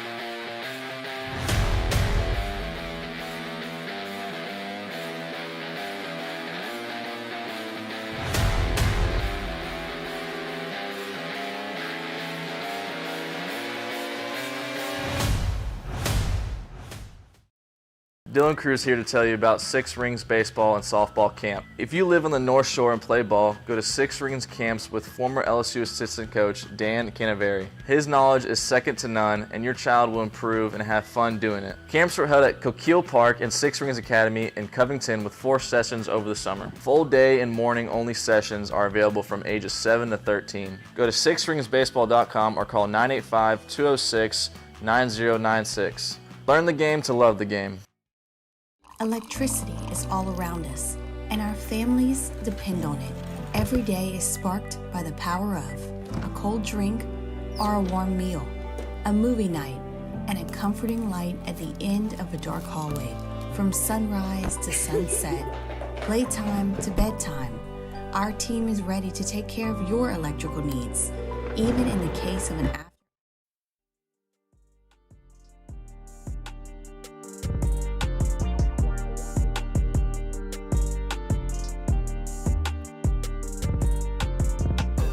After further review with Matt Moscona, presented by Plucker's Wing Bar, open till midnight or later every night of the week, where every Monday is all-you-can-eat wings. Plucker's Wing Bar. If you don't like our wings, we'll give you the bird. Saints and Falcons both need to win, need some help if they're going to get into the postseason. Our buddy Mark Zinno joins us 92.9 The Game in Atlanta. You hear him on ESPN Radio as well. Does great work as a betting analyst on a lot of different platforms. He's on Twitter at Mark Zinno, and he's a great guy because he's a Yankee fan. Zinno, how are you, man? I'm doing well. How about you? Well, listen, I'm doing well. I don't think the city of Atlanta likes me much right now. I am public enemy number one because I may be the only guy in the city who doesn't want Arthur Smith fired. But okay, wait a minute. Hold on. Why? Because their problems are not his fault. Like, this is not really hard. It's not really hard to figure this out, guys. Like, I can't convince the jabronis in this town, like, what they're watching is not an issue of coaching. It's an issue of quarterback. Like, the same thing is happening to you guys. It's not an issue. Dennis Allen's biggest problem isn't anything other than his quarterback state. Zinno, we got a much larger sample size than Dennis Allen to know he ain't a head coach, man. The quarterback stinks. I'm with you. Quarterback stinks. You're right on that. But my point simply is that, like, look, I keep telling people the biggest confidence, it's the Houston Texans. Like, do we really believe DeMeco Ryans is this, like, incredible coach that all of a sudden knows how to turn around programs? No, he got a quarterback that can play. It's not that hard to figure out. Like, Arthur Smith is not the Falcons' problem. I could sit here and tell you, look, I can sit here and tell you he's been great. I think he's had some issues in the red zone. I think he's had some issues, in other areas. But for the most part, like, this is an execution issue. Like, this entire city has abdicated these players of any responsibility whatsoever. So the idea that you call a play against Carolina, which the quarterback has two options: tuck the ball and run, or throw it out of the back of the end zone, and your quarterback decides to throw it right into the hands of another player. Yet somehow that's the coach's fault. I can't understand it. Like, it makes absolutely no sense. So this isn't about Arthur Smith and his ability to coach, because this is a team that's gained 400 yards in 8 games. Matt, that doesn't happen by luck. Like, it's just, there's no way you could sit there and tell me that this is a team that got lucky, in 8 games and put up 400 yards of offense. Like, the fact of the matter is yards matter, because you can't get points without yards, right? Like, you just can't score if you don't move the ball down the field. So the point simply is that these folks just want him fired for the sake of being fired and think it's going to fix everything. When in reality, if you don't fix the quarterback position, it doesn't matter who you bring in here next year, because you're still going to be dealing with the same issues. Okay, fair. Is Taylor Heineke going to start on Sunday? We're playing coy with this, and I don't really know why. Honestly, does it matter? Like, does it honestly matter who starts in the Falcons? Probably. At some point in time, listen, believe it or not, like, I don't think you can go back to Ritter just because of the optics of it, but in reality, he's still better than Heineke. And I tried to convince Falcons fans of this about week 6 and week 7 when they were screaming for Heineke to come and start. I'm like, guys, Heineke's not any good.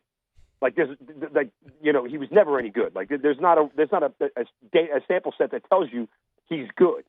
So you can keep screaming for him to start, but you're going to get the same exact results, if not worse. And we saw that on Sunday in a game where they needed him to win, and he played absolutely terrible and threw 3 picks. So I'm not sure it really matters who starts. At some point, whoever's under center for the Falcons is going to make a terrible mistake and throw a ball in a terrible position that likely should be picked. The question is, will it be picked? You look back to the first game with the Saints and Falcons, and that might be the worst game the Saints played all year. It's one of those where you look back and you go, how in the world did you lose that game? But they did, because the Saints aren't a good team either. So in a battle of two teams that just can't decide if they want to be good or terrible, what's the matchup that you look at in this game and say that's probably the thing to watch? The Falcons can run the ball, they're going to be fine. If they can get some consistency in the run game, they should be fine overall, because that'll at least get them in a position where they can ask their quarterback to do less. Right? It's kind of like that scene from Forgetting Sarah Marshall. No, do less, right? Like, that's what we want from the quarterback. Do less. We just want you to do less. You know, I mean, no, now you're doing nothing. Well, that's actually better than what they would be if they were actually trying to do something. So, you know, I mean, that's the one thing that can really help them is that they're going to keep themselves in third and manageable, and they're not going to put their quarterback in a situation where he's going to have to make a dynamic play. Look, I mean, this is a game, obviously, that matters more for optics, I think, for Falcons than anything else. I mean, yes, they could get lucky, and Tampa Bay, Carolina could pull out a win against Tampa Bay. I don't necessarily know that really changed anything other than, you know, in the big picture, it's almost like I want the Falcons to win, but I don't want them to make the playoffs because a win would pretty much kind of secure that Arthur Smith is coming back, and I think he should be coming back.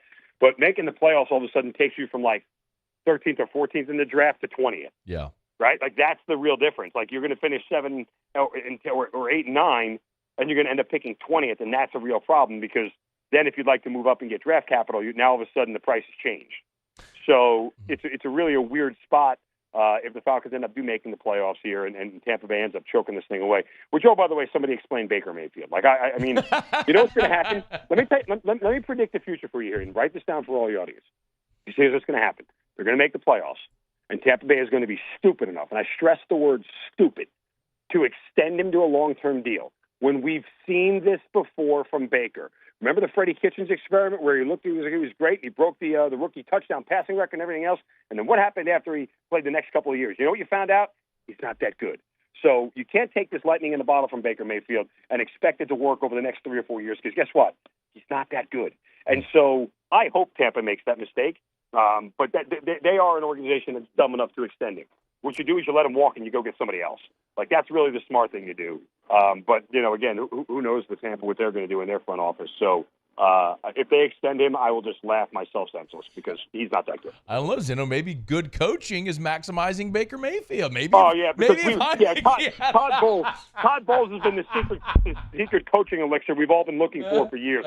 Just ask the Jets how well that worked out. I couldn't even say it. Todd Bowles is exactly what we've been waiting for. That's going to fix all of our problems. I mean, you got to be kidding me. I couldn't even say Even Todd Bowles can go to the playoffs with above-average quarterback play. Like, I mean, it's that simple. Like, just look around. Like, Todd Bowles is going to go to the playoffs because his quarterback is playing out of his mind, and teams like the Packers made Baker Mayfield look like Joe Montana. Like, I don't understand. Like, Dennis Allen, I think, is a bad coach, right? Like, objectively, I just think he's a bad coach. Mm-hmm. And like you said, I think the sample size is there to prove that he has been a bad coach. But, I mean, if Derek Carr was any good, and Derek Carr had played to somewhat of a level like you thought he was going to play at some point, you know, this team, that defense was good enough to win you 10, 11 games. For sure. Like, I don't think there's any debating of that. So your quarterback play and your offense has been absolutely atrocious. And that's really what's kept the Saints from doing anything noteworthy this year because the defense has played pretty well. But when you can only score 18, 19 points a game, it's always going to look ugly. Yeah. I mean, Mark, Saints blew a 17-0 lead in the fourth quarter at Green Bay, and they were 0 for 5 in the red zone in Atlanta. I mean, those two right there, you're at 10 wins, you've already won the division. It's that simple. Yeah, it really is. The defense hasn't been great, but they've been good enough. You just haven't been good enough on offense, and that's been a combination of a lot of things, including Derek Carr. So what do you think on Sunday, man? I mean, this series it's always unpredictable with the Saints and the Falcons, and you have two teams that they're both just hovering right here at 500 because neither one can figure out a way if they want to be good. So what do you think about Sunday? Who wants it less? You know, typically in spots like this when I'm getting 3.5, I'm just going to take it just because of the number. But, you know, again, I would take a first half under because, like you said, both of these teams stink and they're not going to score. And, you know, their offenses are inept at this point in time. And so unless something freaky happens where you get a special teams touchdown or like a defensive touchdown somehow, guess what? Ain't nobody scoring. Ain't no offense doing anything exciting on this Sunday. I mean, it's just, you know. So that's probably the way I would play it from a betting angle. I mean, again, I would tell you this much. If the Saints somehow come out and blow out the Falcons and you know, make it embarrassing, Arthur Blank is as sensitive an owner as there is. He's like a little girl with a skin knee. And he just, you know, he gets wound up about the optics of this whole thing, and he doesn't need to. That's, you know, I mean, David Tepper is throwing drinks on people, and Arthur Smith is worried about what he's reading on Twitter for crying out. Or Arthur Blank's worried about what he's reading on Twitter for crying out loud. Like, you know, you guys got to grow a pair and grow up here. Like, this is big boy, you know, business here. So I say all that to say that if that happens for the Saints and they end up blowing out the Falcons, it could be the death knell for Arthur Smith, just because the optics of it are not pleasant for the owner of the team. So, again, I mean, I don't know who wins. I honestly don't. I would just take the 3.5, take the first half under. Your guess is as good as mine who actually wins this game. By the way, Zinno, first half total right now 21.5 for get the under. Get that. Yeah, absolutely. Get at that. Get at that right away. They're not scoring 3 touchdowns in the first half, not without help from special teams and defense. The Saints last year in Week 18 at home against Carolina, that game finished 10-7. Divisional unders have been huge, and that's actually really good. It's a very salient thought there, Zinno. Just forget about the game. Just take the 3.5 and bet the first half under, and hope you cash a ticket. Maybe it might bring some joy to Saints and Falcons fans this weekend. That's it. I mean, listen, if you don't care about the outcome, just bet the first half so you don't even have to watch the second half. Right? You don't have to sit through the agony of 3 hours and just get out of there in the first half. That's what I'm going to do. I'm going to bet the first half, turn the game off, and not really give a rip. He's on Twitter at Mark Zinno. Give him a follow, 92.9 The Game there in Atlanta. You're the best. Thanks, man. We appreciate it. Thanks, Matty. Enjoy the game. You do the same. Be well. It's after further review. We'll knock out a break, wrap up hour number 2 with Tigers and the Pros next. AFR. Brought to you by the Watermark Hotel and the Renaissance Hotel, 2 amazing hotel properties in Baton Rouge. The Watermark downtown, the Renaissance Southtown. The Watermark, tell you about it all the time, is just gorgeous, man. The Watermark is it's Baton Rouge's original high-rise building. The old Louisiana National Bank building that they've renovated and turned into this gorgeous achievement in downtown Baton Rouge. Great to go have a meal at the Gregory, or if you want to stay the night while staying in town, the Watermark downtown is a great way to do it. And also, of course, the Renaissance Southtown, right there in Bluebonnet, across from Perkins Row. Tell you all the time about Tallulah inside the Renaissance Hotel. Evenings at the Renaissance returning next week, the 9th. You're invited for cocktail demonstrations with Sugarfield Spirits. You can get tickets and learn more at TallulahRestaurant.com. That's TallulahRestaurant.com. They got the information on their social media as well. It's the Tallulah Restaurant inside the Renaissance Hotel. Bayou Chrysler Dodge Jeep Ram has $10,000 off MSRP on new 23 Jeep Grand Cherokee. $10,000 off new Jeep Grand Cherokee. And all new Bayou Automotive vehicles come with a 1 million mile warranty. The crew at Bayou Automotive is going to do right by you.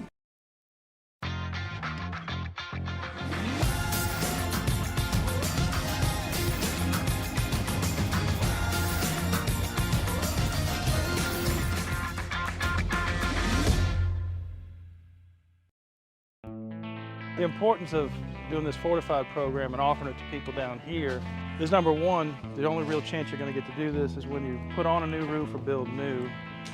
And through companies like HUDCO, who's kind of leading the way in this thing, it's going to offer the customers a huge advantage in the insurance market and the price of their insurance.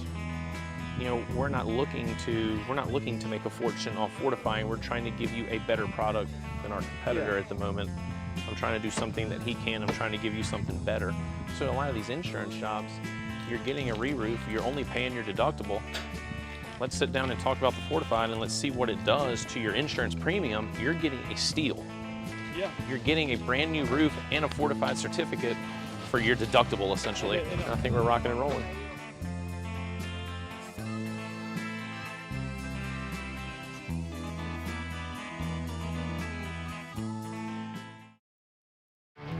There it is, the extra mile, on the border of expected and extraordinary, for those willing to go further, like vans customized for work or play, with safety and tech to keep you connected, supported by a 5-star sales, service, and finance team, and backed by the 1-star you know. So go the extra mile. It's never crowded, because so few have what it takes to go there. Mercedes-Benz Vans. I've been doing business with Luba for 25 years.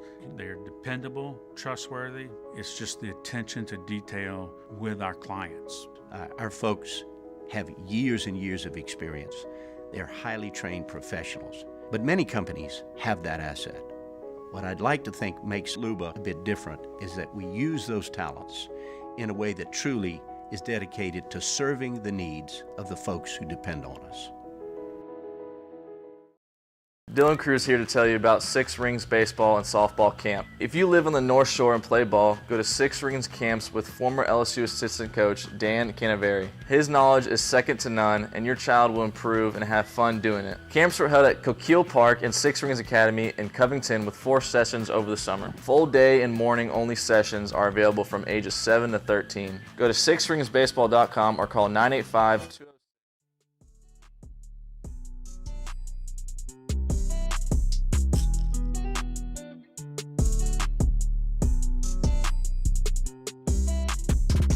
After further review with Matt Moscona, presented by Plucker's Wing Bar, open till midnight or later every night of the week, where every Monday is all-you-can-eat wings. Plucker's Wing Bar. If you don't like our wings, we'll give you the bird. Got a text into the show from Cameron that said, Matt, I know you've mentioned Corey Raymond as defensive back or cornerbacks coach.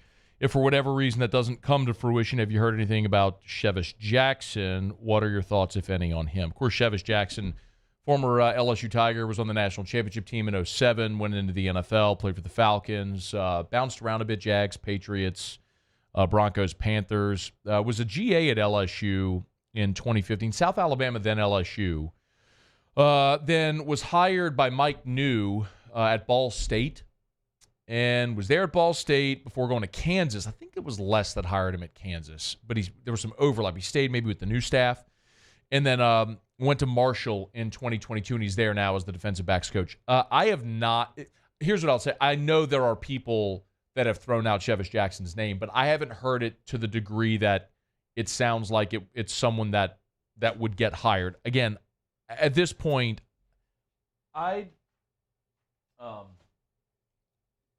would go so far as to say at this point, I would be very surprised if Corey Raymond was not back on staff. Very candidly, when I was in New York for the Heisman, there was the sentiment that it was already done then. So, as I always give you this caveat, literally every time we talk about a coaching search, it is never over until like pen to paper, signed, ink dry, press releases out, coaches being introduced. There's just so many things that can change with all this stuff. But I would be very, very surprised if Corey Raymond is not on staff. I think the big question is it only Corey coaching the entire secondary, or do you split duties again, cornerback, DB coach? I mentioned it in hour one. The other name I'll mention again to you is TJ Rushing. TJ Rushing played at Stanford. He played in the NFL. He won a Super Bowl with the Colts back in 2006.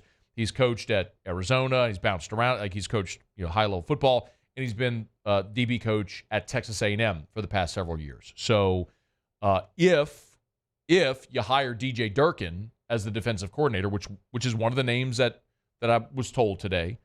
Again, I'll reiterate for those that missed it. The names I heard: Blake Baker, DJ Durkin, Tony Gibson from NC State, Lance Guidry down at Miami. And then 2 long shots, Bobby April at Stanford, that's Bobby April III, and then Bob Diaco, who's currently on LSU staff. Again, I don't think Bobby April or Bob Diaco are real serious candidates, but sometimes names get mentioned for a variety of reasons. But if it is DJ Durkin from A&M, who's been on staff with TJ Rushing, or Rushing was on staff under Durkin the last couple of years, there's some synergies there that make sense. So those are some of the names that I've heard, at least in the early going here. But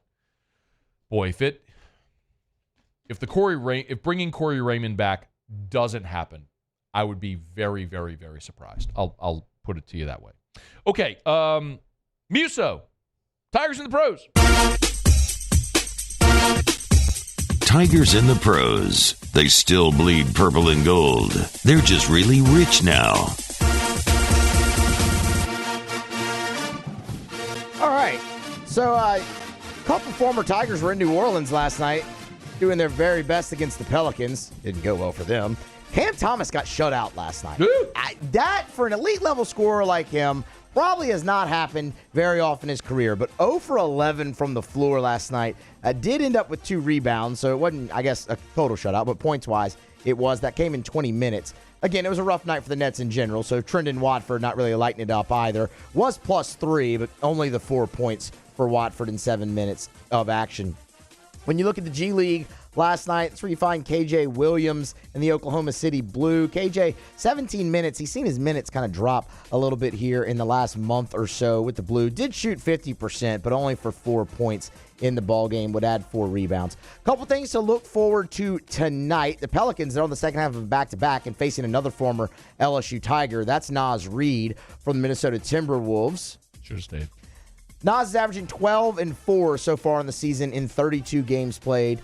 He will take his licks for the 4th time against New Orleans. For what it's worth, against the Pelicans, he's averaging 11-4 on the season. And then lastly, we told you last week about Duop Reith missing some time with some back soreness. He's questionable again tonight against the Mavericks. He's missed the last 3, and that came after a career-high night. That's Tigers in the Pros.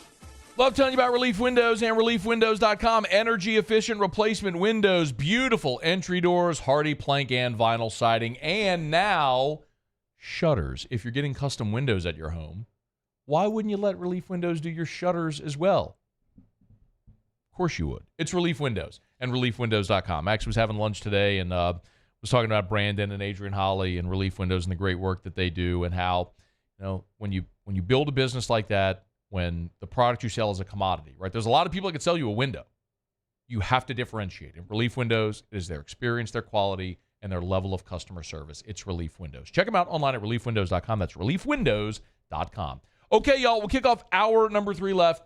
Next, we'll kick off all the latest on the staff search. AFR.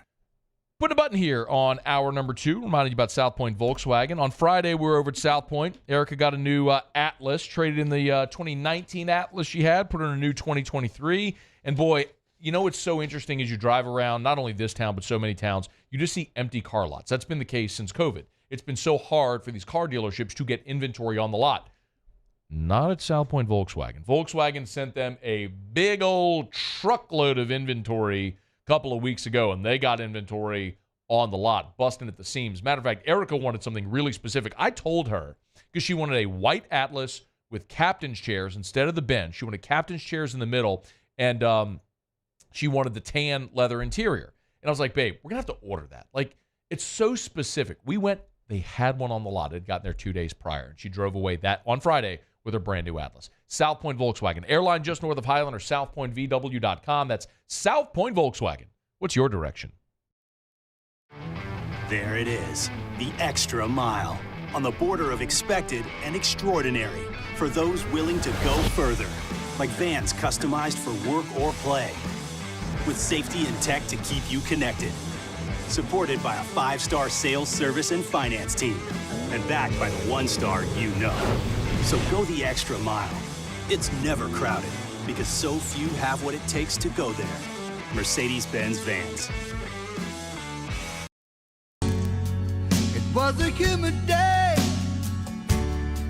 Barefoot children play, looking for that summer shade. Time just slips away. Oh, Louisiana, some kind of hold on me. Like cypress stumps, your roots are planted deep inside of me.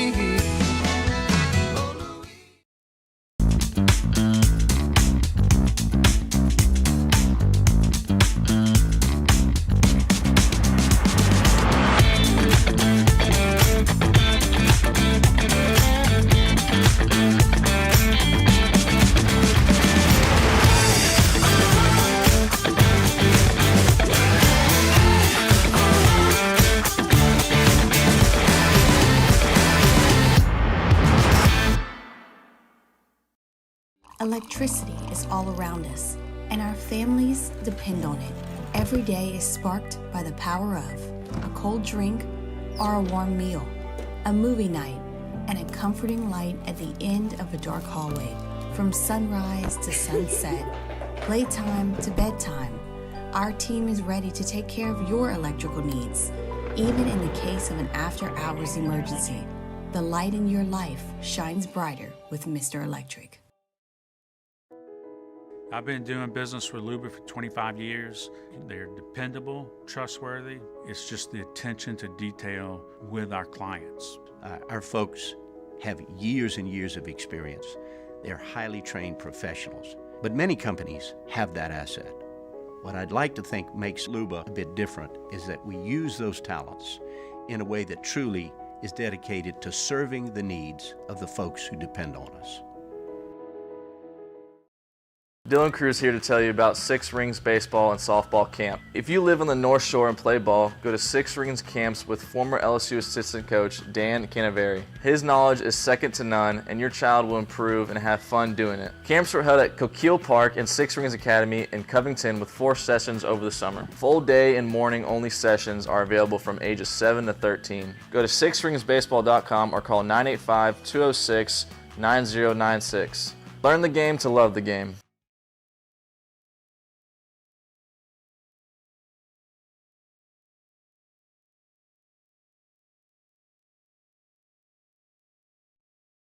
This is SportsCenter. I'm Christine Lisi. Dolphins receiver Tyreek Hill and his family are safe after firefighters responded this afternoon to a large fire at his home. It is unclear what caused the fire. Hill was made aware of the incident during practice and left to attend the matter. Bills quarterback Josh Allen says he's good to go ahead of Sunday night's game in Miami, and he's not affected by the stinger sustained Sunday. Buccaneers quarterback Baker Mayfield, still dealing with sore ribs, says he's doing everything he can to play Sunday against the Panthers. Tampa Bay clinches the NFC South with a victory. For Carolina, it's an end to a disastrous season and start of yet another head coaching search for owner David Tepper. And it's not the most desirable job, notes unsportsmanlike co-host Chris Canty. I just can't imagine who would choose the Carolina Panthers as their first choice when it comes to NFL head coaching vacancies. I get it, it's one job out of 32, but I mean, this is the absolute last owner that you would want to sign up to coach for in the National Football League. The AFC top-seeded Ravens will be resting quarterback Lamar Jackson Saturday against the Steelers. Tyler Huntley gets the call in his place. ESPN Radio is presented by Progressive Insurance. At Progressive, they're making things even easier. They'll help you bundle your home and car insurance together so you can save on both. Learn more at progressive.com or 1-800-PROGRESSIVE. Matt Moscona. I'm very important. After further review. Say it one more time. After further review with Matt Moscona. And here we go. Live from the Mercedes-Benz of Baton Rouge Studios. That's right.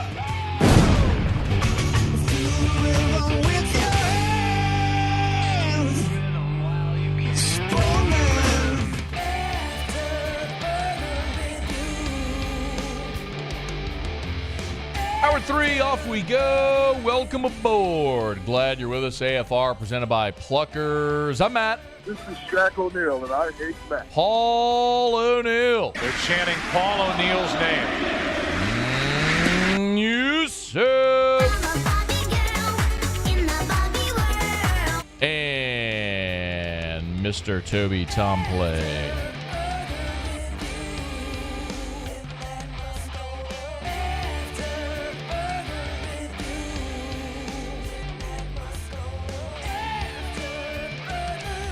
All right, we're here. Glad you are as well. Get out there and make it a good one. 5 o'clock quitting time. Glad you are driving home with us. Let me eschew hump day because there's just a lot going on. I'd rather not waste time because we have a lot.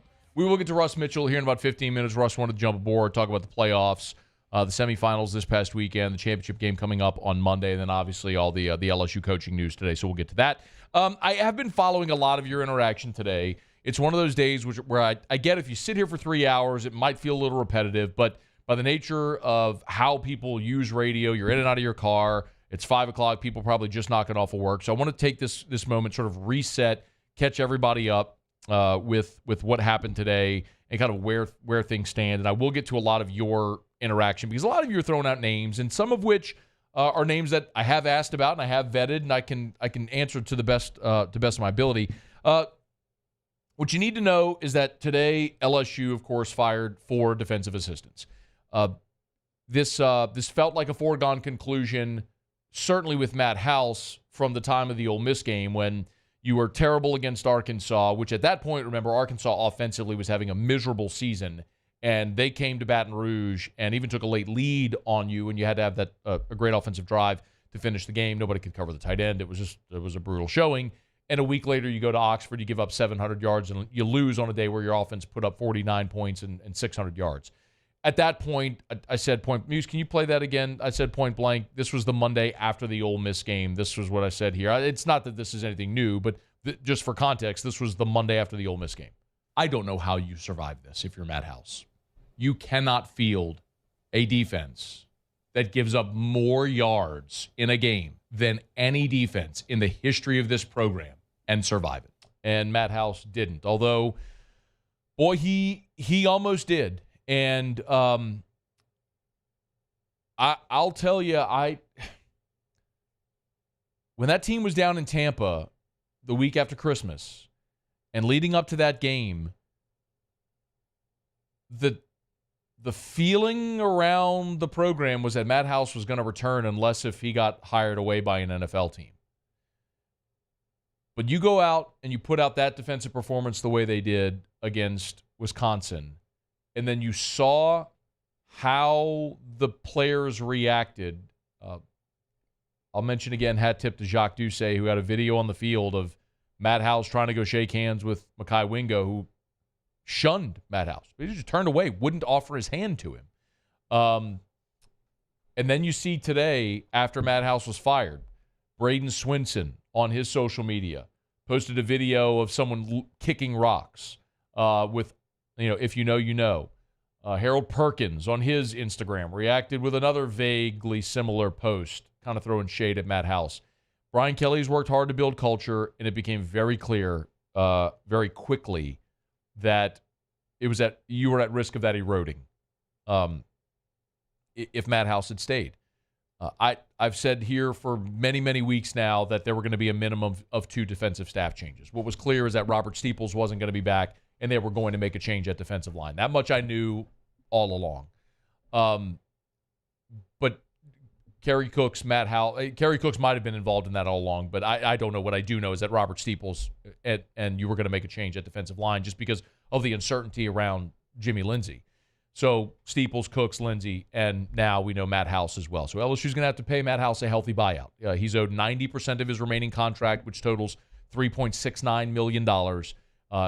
Contractually, by the letter of his contract, that would have to be paid out in monthly installments over the duration of the contract, which runs through the 2025 season. Now, could they settle? Could they agree to a lump sum? Maybe, I don't know. I'll leave that to Matt House's agent, how they'll work all that out and what they ultimately elect to do. But LSU will have to pay Matt House while paying a new defensive coordinator. So the question becomes, who is the new defensive coordinator? And I don't know the answer to that. What I will share with you is a list of names that I was given today. Probably the most popular name right now is Blake Baker. Blake Baker, the Missouri defensive coordinator, who was an LSU linebackers coach, as you may remember, was hired by Eli Drinkwitz to be the defensive coordinator, and they had a fantastic year this year. They won 11 games. They won the Cotton Bowl. Blake Baker's defense played very well, and Missouri's gotten a lot of cachet of late because they are spending in NIL. Eli has recruited well. They've used their collective to their advantage. Blake Baker just got a contract extension, which he just signed the week before Christmas. But that's not to say that contract can't be broken if LSU were to come in with the right offer. So Blake Baker might be the most popular name on the list as of right now. A couple of other names, some of them with real big-time experience. DJ Durkin, who spent the last 2 years as the defensive coordinator at Texas A&M, previously had been the head coach at Maryland, you may remember, he was Jim Harbaugh's first defense coordinator at Michigan back in 2015. But he's been at Florida, he's been at Ole Miss, he's been now at Texas A&M the last 2 seasons. So you've got a guy he's only 45 years old, he's got Power 5 head coaching experience, he's been at DC at 3 different spots in the SEC. DJ Durkin is a name to watch. Tony Gibson is another one we've mentioned, who's currently the DC at NC State. In his career, he's coached safeties, linebackers, special teams. He was with Rich Rod at West Virginia and then went with Rich Rod to Michigan back in 2008 and has bounced around a little since then, but really attacking style defense. It's one of the consistencies with all these names that I've heard. They are all known as aggressive attacking style defensive coordinators. Lance Guidry, who's got tons of ties to Louisiana, who's from Welsh, Louisiana, from Southwest Louisiana, shout out. Who's currently the defensive coordinator at the University of Miami, just finished his first season there. Formerly had been on staff with Frank Wilson at McNeese and followed Frank as the head coach there at McNeese. Bobby April III, that's the son of former longtime Saints assistant Bobby April, because he spent most of his life in Louisiana. He went to St. Paul's and Covington, went to ULL, and has coached at ULL and Nichols and a lot of different places around the state. 6 years of NFL experience, and spent 5 years at Wisconsin as an assistant there under Jim Leonard, working with their outside linebackers, and now this year spent his first season as the defensive coordinator at Stanford. So Bobby April III, it's a long shot, but it's one I was mentioned today, and then Bob Diaco, who's currently on LSU staff, who had been Brian Kelly's defensive coordinator at Notre Dame back in 2012 when they played for the national championship, and parlay that into the head coaching job at UConn, which didn't work well, but he left there, became the DC at Nebraska, and has also bounced around, was in the USFL for a hot minute. Now Brian Kelly brought him back here to staff. He was supposed to be an analyst this season, but then when Jimmy Lindsey became ill, John Jancic moved to defensive line, and Bob Diaco moved outside linebackers and coached special teams. So there's a lot of different ways that Brian Kelly's going to have to line the pieces on the chessboard to make this work. Remember, you still have to hire an offensive coordinator. Mike Denbrock also coached tight ends for you. Are you going to bring in a dedicated special teams coordinator? Don't know. If you bring in Corey Raymond, will he be your only defensive backs coach, or will he coach corners and you also hire a safeties coach? The name that I heard in connection with that is TJ Rushing, who's been the defensive backs coach at Texas A&M the last 2 years. That's another name to keep an eye on. You're clearly going to bring in a new defensive line coach. Bo Davis is the name that everybody's mentioned. We've talked about it a ton. It feels like we have the Bo Davis conversation every year. Bo Davis makes $1 million at Texas. Are you willing to pay him $1.5 million to get him away from Austin? It's not to say Texas wouldn't match or surpass it, but you have the allure of home.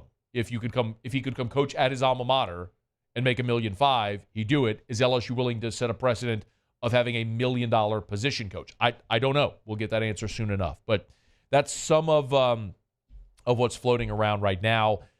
I've tried to do my best to keep up with a lot of the questions that that all you have and have asked. There is and thanks. Someone just tagged me in this tweet. So Steve Berkowitz from USA Today did just tweet this about the buyouts. So Matt House, as we mentioned to you, $3.7 million. Jimmy Lindsey's owed $745K. Kerry Cooks, Robert Steeples, about $500,000 each. So in buyout money for these four coaches, LSU will have to scrap together $5.465 million. So just about $5.5 million, which, I mean, it is it's not an insignificant number, because it's not just paying the $5.5 million buyout money. It's also that you have to pay that buyout money and then go hire a new staff. So when you miss on staff members, that is the net effect. It is a financial mess, because you not only have to pay buyouts, but you also have to pay your new staff. So LSU got the money together, as Scott Woodward is very good at doing, especially whenever you have a motivated fan base and booster base. And LSU, especially after Monday, was super eager to let this era of LSU defensive football end and move on to something better. We'll see who will be taking the reins of that, and I understand we'll probably have it in short order. Okay, it is After Further Review. We're glad to have you aboard with us here. We'll knock out a quick break, come back. Russ Mitchell will be here with us. We'll get to our Pluckers Trivia segment a little later, and I'll try to get to as many of your emails and tweets and texts and all that stuff as we can. Stick around here. It's AFR. AFR. Get Gordon and get it done. Gordon McKernan Injury Attorneys. Man, another year, another great opportunity to work in 2024 with Gordon McKernan Injury Attorneys. Tell you all the time, go to getgordon.com. You've been injured in an accident, and it's not your fault. Do what injured people in our state have done for 3 decades. Get Gordon and get it done. No matter where you are in the state, you can always call 888-8888. That's 888-8888. Or go to getgordon.com. I always love telling you as well about the ways that Gordon gives back. We know what he's done in NIL. So many opportunities he's extended to student-athletes from different colleges and universities all over the state of Louisiana. But you can always go to GordonGives.com. That's GordonGives.com. It's the charitable component of Gordon McKernan Injury Attorneys. And you can see the current promotions and giveaways that they're doing. If you have sponsorship requests, you can inquire there.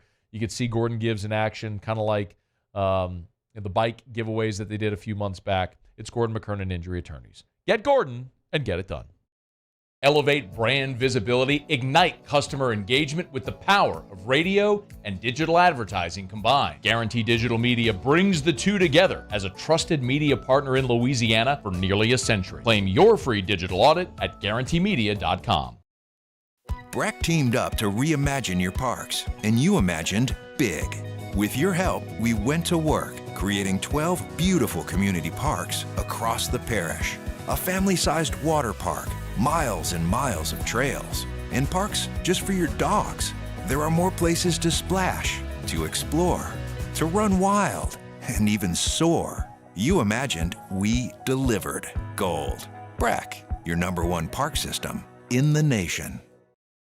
Bayou Chrysler Dodge Jeep Ram has $10,000 off MSRP on new 23 Jeep Grand Cherokee. $10,000 off new Jeep Grand Cherokee. And all new Bayou Automotive vehicles come with a 1 million mile warranty. The crew at Bayou Automotive is going to do right by you. Follow us on Twitter at 1045ESPN to cast your vote in the Citizens Bank and Trust Poll of the Day. Vote daily inside Off the Bench, live at lunch on Palmer. And after further review, Citizens Bank and Trust brings you the Poll of the Day via Twitter at 1045ESPN. Electricity is all around us, and our families depend on it.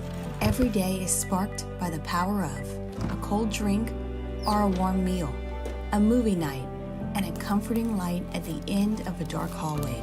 From sunrise to sunset, playtime to bedtime, our team is ready to take care of your electrical needs. Even in the case of an after-hours emergency, the light in your life shines brighter with Mr. Electric. There it is, the extra mile, on the border of expected and extraordinary, for those willing to go further. Like vans customized for work or play, with safety and tech to keep you connected. Supported by a 5-star sales, service, and finance team, and backed by the 1-star you know. So go the extra mile. It's never crowded, because so few have what it takes to go there. Mercedes-Benz Vans. I've been doing business with Luba for 25 years. They're dependable, trustworthy. It's just the attention to detail with our clients. Our folks have years and years of experience. They're highly trained professionals, but many companies have that asset. What I'd like to think makes Luba a bit different is that we use those talents in a way that truly is dedicated to serving the needs of the folks who depend on us.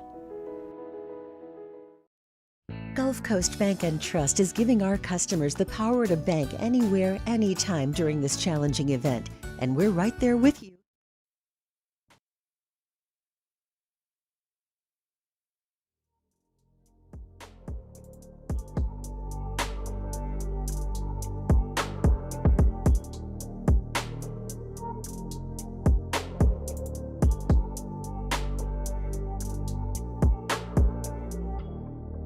After further review with Matt Moscona, presented by Plucker's Wing Bar, open till midnight or later every night of the week, where every Monday is all-you-can-eat wings. Plucker's Wing Bar. If you don't like our wings, we'll give you the bird. Russ Mitchell. Kicking the tires and lighting the fires. Russ! Literally. Well, I'm proud of Russ. I think Russ deserves it. Rusty, come on up here. Absolutely, I thought that was going to happen because it's state. It's supposed to happen. You know, I haven't had much of a chance to talk to you man to man, Russ. How are things out there at DBU? I want you to stay here and take care of things, Russ. The only way you can point up is up. Not going in our yard, Russ. It's going in our living room. It's like Troy. Can't see the line, can you, Russ? Put your foot on his throat and choke him out. Take it, Russ.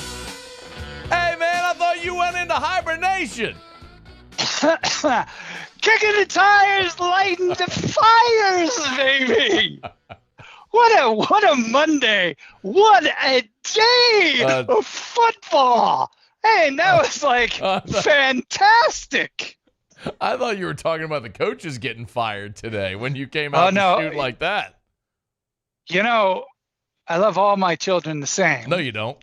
Liar. And I try not to get too excited about people losing their jobs because I know they get paid a lot of money, but you know, that sucks. And I noticed in Kelly's announcement, he even, you know, spoke to that. So, but oh my God, was that ever overdue? Yeah. Like, I mean, watching the LSU Wisconsin game, I mean, you all made a Wisconsin quarterback look like Penix and Daniels. You know, I mean, was that the greatest? Was that the most passing yards they've ever had in a bowl game? I think they said since like 1963 or something like that was what the broadcast said. It had been a minute. Like a Rose Bowl game. Yeah, it had been a minute. Wisconsin doesn't really throw the ball. It's not really been their MO for half a century. Well, you know, listen, all I can say is I'm sure there are a lot of LSU fans who are very excited to turn the page. Well, yeah, and it's a big sigh of relief day because it was really looking like they were going to run it back with Matt House. But, man, Monday, not only the game itself, but a lot of the internal reaction as they got back to Baton Rouge and players and coaches and portal, and yesterday was a very unsettling day around here, and I think it forced everybody's hand. Yeah.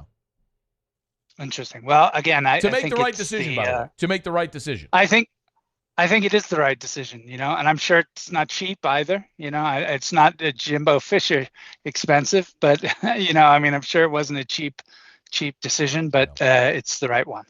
Russ Mitchell's with us, College Football News on Twitter at Russ Mitchell CFB. Do you have? I'll talk about the semifinals and the championship game coming up on Monday. But do you have a thought on who you might like to see LSU pursue for defensive coordinator? Have you gotten that far? Aranda. He's the head coach at Baylor. I know. I'd rather be the defensive coordinator at LSU than the head coach at Baylor. I'm with you. But no, I don't care. I just think, you know, and for those who say, oh, you know, it came late or there's not enough time. I mean, LSU can go out and pretty much pick who, within reason, whoever they want. It doesn't matter that, you know, that people have jobs in other places. I mean, who would have thought Kelly would leave Notre Dame and come to LSU, right? I mean, that I'm sure was not on the radar of a lot of folks, you know, before it happened. So I'm not worried. I think LSU has will be able to lure a very accomplished defensive-minded coach to Baton Rouge. Yeah, I think it's going to happen pretty quickly too. All right. Were you surprised by the semis? I thought Bama would win. And you know, just great games, man. I mean, when you think about how really, really big of a deal Michigan beating Alabama is, you know, the SEC versus the Big Ten over the last, I don't know what it is, 15 years or 20 years in key playoff games, it was 8-2. So, you know, there's just so much weight on the SEC side, and it was a pretty even game. You know, obviously it went to overtime, but time of possession, turnovers, first downs, penalties, third down efficiency, which by the way was sloppy. Bama was 3 of 13 on third downs. And Michigan was 2 of 11. So, you know, this was a very sloppy game, but it was a very, very close game. What it came down to was Michigan has the second best pass defense in the country. And they said, look, you know, we are going to put pressure on your quarterback. We're going to overwhelm your offensive line. And we're not going to let you run the ball very well and beat us throwing. And Milroe, he did complete 70% of his attempts, but he only had one pass play over 13 yards in the game. And that was your difference. Michigan's defense is pretty awesome. It's why I'm kind of leaning Michigan. So, Russ, I did have Michigan and Washington in the championship game. And for the reasons we saw, Michael Penix has been awesome all year. And I thought Michigan's defensive front was going to control Alabama at the line of scrimmage. I would really love to go with Washington and Michael Penix because they've been so fun. I don't think Washington is going to be able to block Michigan's front and keep Penix clean. What's your thought on that on Monday? I mean, they've done it. Penix gets the ball out of his hands so quickly, and the offense runs so efficiently around that. That's not Milroe. Milroe takes his time. He's not nearly the quarterback Penix is. He might be one day. I don't think so, but he might be. But right now, no. He's not even close. Penix gets the ball out so quickly and efficiently. I mean, did he get sacked? Did Texas have a sack in that game? A legitimate sack? Other than maybe Penix running around trying to throw the ball. I don't think they had a legitimate sack in the game. I'm going to look up the box score. Not that I remember, but I'm going to look up the box score. So, yeah, and I've watched almost every Washington game, certainly since midway through the season. Penix does not get sacked. That championship game. No sacks. And we can jump. We can jump over the Sugar Bowl because there's a few things we can discuss about that game too. But, it's going to come down to Michigan beat Alabama because their pass defense, which again is ranked second best in the country, was able to impact the game. This is going to be by far the best passing offense that Michigan has faced all season. And I think that'll be a challenge for Michigan. I think that they will struggle. We talk about this all the time. The reason why the SEC has been so dominant in the last 20 years, getting all worked up here, is because we are the best conference. That's why we've had 5 different teams over that span until Michigan just made it to the finals. Everything hinged on Ohio State. When the ACC was good, it was either, way back, it was because Florida State was dominant. Then it was because Clemson was the only good team. When the Pac-12 was good, it was because USC was the only good team. The SEC is dominant because they play quality opponents all year long, and you get to the playoffs. I remember being at the national championship game when LSU beat Ohio State. And LSU was down, was it 10-0? It was 10-0 early. Yeah. 10-0 early in the first quarter. And there were some Ohio State reporters. And they turned around, and I was very calm, or Big Ten reporters, and they said, "Why aren't you nervous?" And I said, well, hell, LSU was down during the year to Florida. They were down to Auburn. They were down to Alabama, and they came back, won all those games. Why would I be nervous about Ohio State? And sure enough, they came back and scored 30.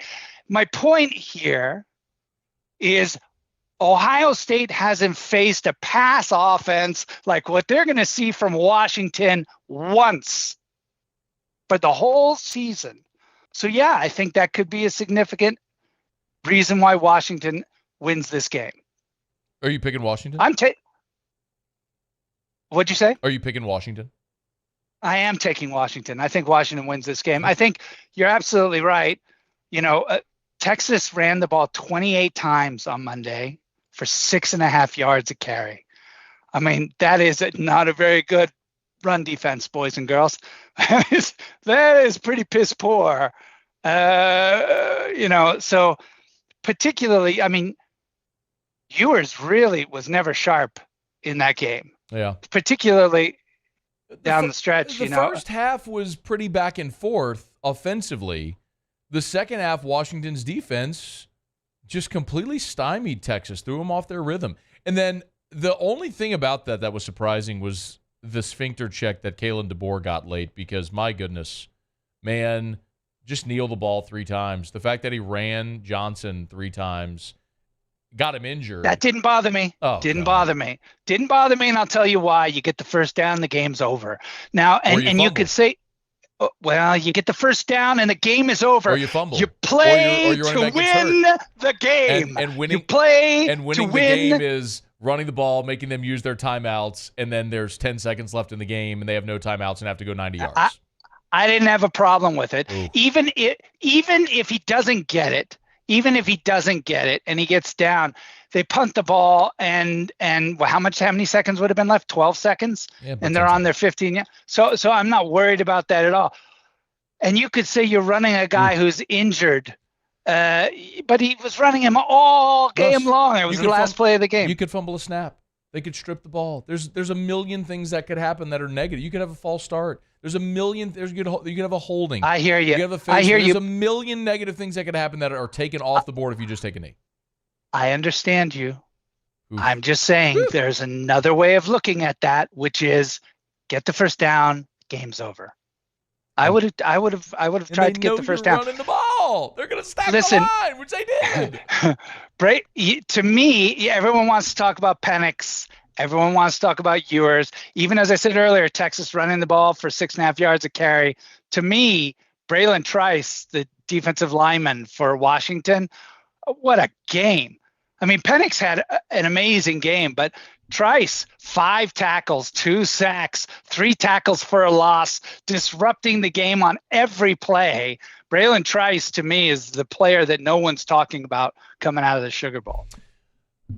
All right, you got Washington in the national championship game. You're on the record. I don't know. Are you going to come out of hibernation next week to recap the Natty, or are you gone? Are you going to your long winter slumber? We'll come back.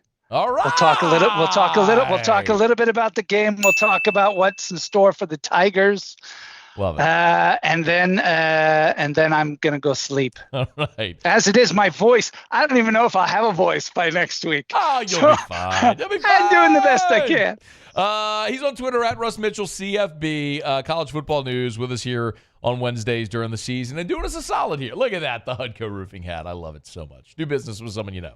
Hudco Roofing, HudcoRoofing.com. Thank you, Russ. Moose. Later, Moose. The Echo.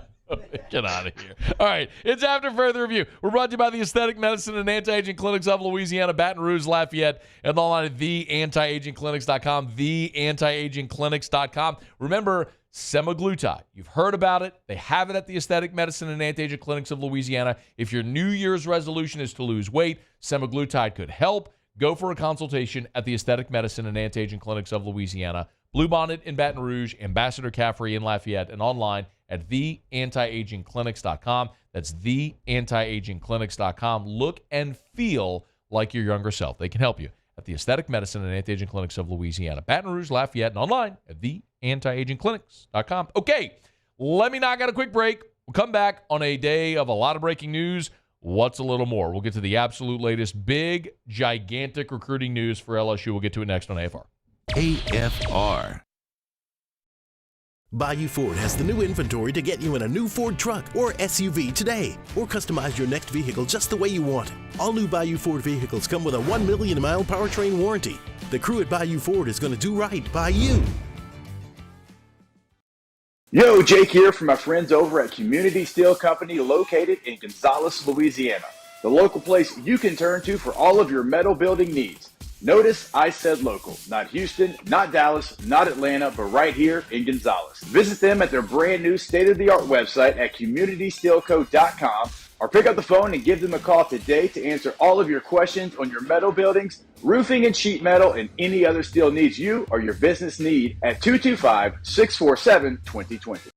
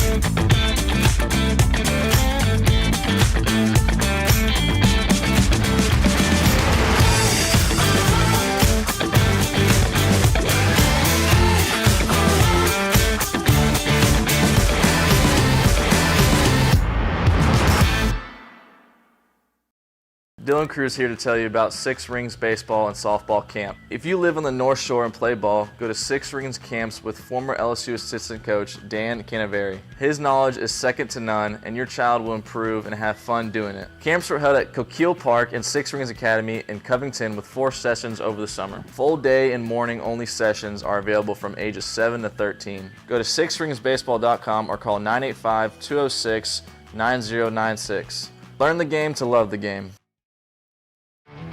There it is, the extra mile, on the border of expected and extraordinary, for those willing to go further, like vans customized for work or play, with safety and tech to keep you connected, supported by a 5-star sales, service, and finance team, and backed by the 1-star you know.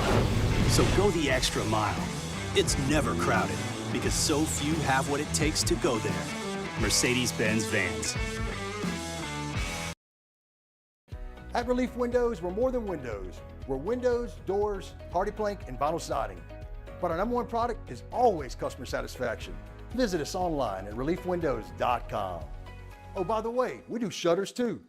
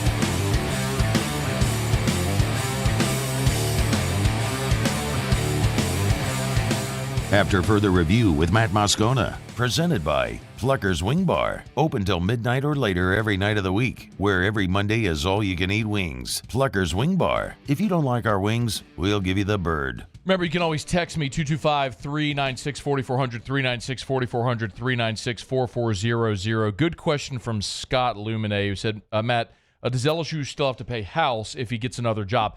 Very good question. I'm actually literally looking at Matt House's contract right here, and there is a section, I'll read it, that does mitigate the buyout if he gets a new job. If the new employment is via contract, LSU shall reduce future payments of the great.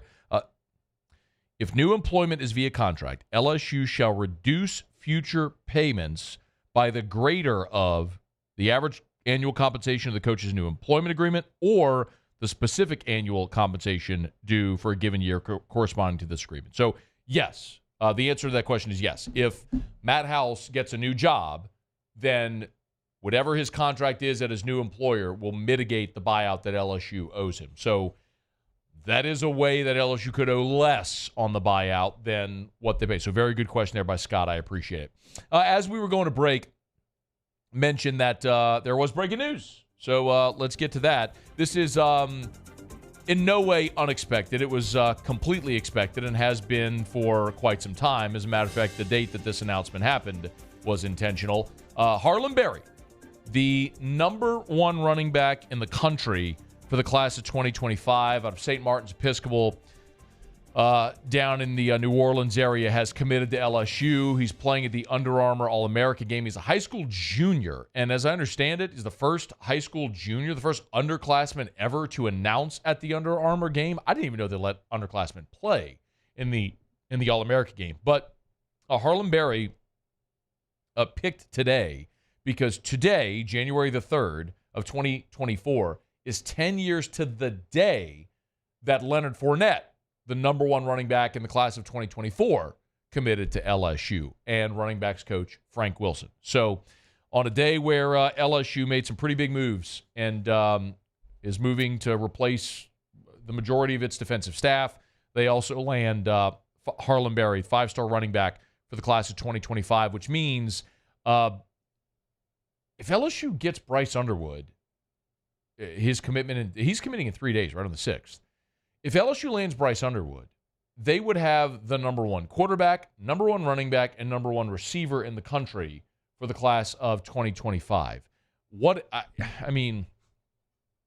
massive statement. A lot of people are wondering, how quickly LSU can get back into contention, defensive staff changes. Like, what you're trending toward in 2025 is the number 1 class in the country. Like, that's, if you land Underwood, the number 1 player in the country, and you've got the number 1 running back, number 1 receiver in the country, and you have a bumper crop in the state, you're looking at the possibility of a number 1 overall class in the country, which is the kind of thing that could be the cornerstone of a potential championship run. So Harlan Berry, it was expected. This was a mere formality. He was supposed to announce a couple of weeks back, but changed his announcement date because of the synergies with the Fournette announcement 10 years later and being from New Orleans, Frank Wilson at the Under Armour game and all that stuff. So congrats to Harlan Berry on his commitment to LSU today.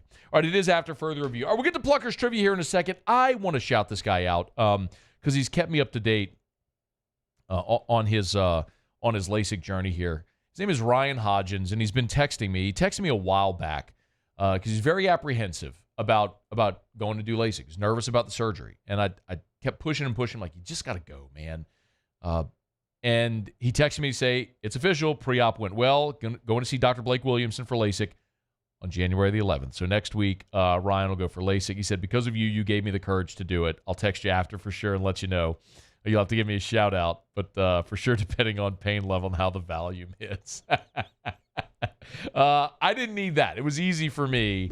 I didn't have the apprehension. Dr. Blake walked me through the entire thing, and it was so easy. And, I'm 5.5 years removed from LASIK, still seeing better than 2020, and it's the best decision I could have made. So congrats to Ryan, who's going to have his LASIK next week. And to anyone who's thinking about it, I just encourage you.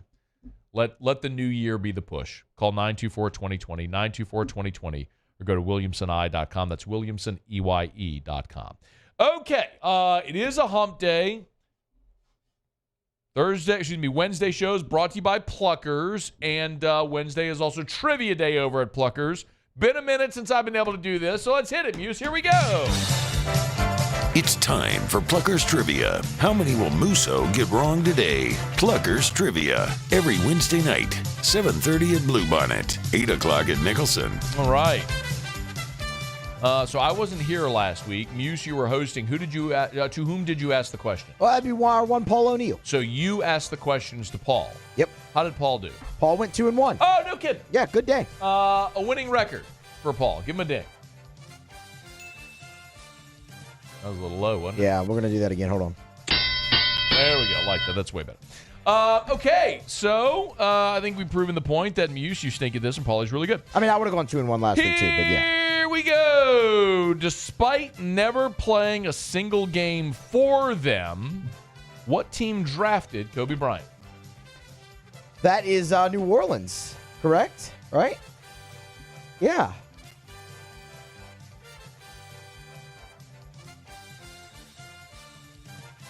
Get out. What? You're fired. That's not right? I thought that was right. Get out. You're Who fired. am I thinking of? You are fired. Get out. Oh, okay. Get out. Cassie, take over for the rest of the show. Muse, you're done. Charlotte, bro, are you kidding me? Oh, I was thinking Hornets. I'm sorry. My Get gosh. out. You are fired. You know, you're You're fired. acting like that's You're way more suspended. egregious. You are suspended. I was thinking Hornets. Go stand against the wall. Stand in the porta potty for 15 minutes. If I would have said Hornets instead of Peyton New Manning, Orleans, I'd have gotten it right. The Peyton Manning SNL thing. What are you doing? The, Get your head out of your ass. The United Way skit. Yeah, yeah. Pegs the kid with the football in the back of the head. It's going to be there forever. Fantastic. He's tattooing his legs. It's going to be there forever.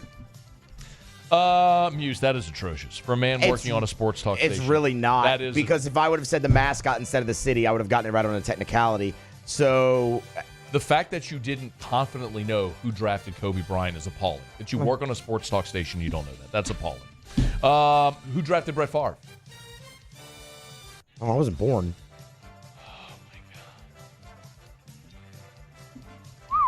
Oh, my God. I wasn't born. I don't know.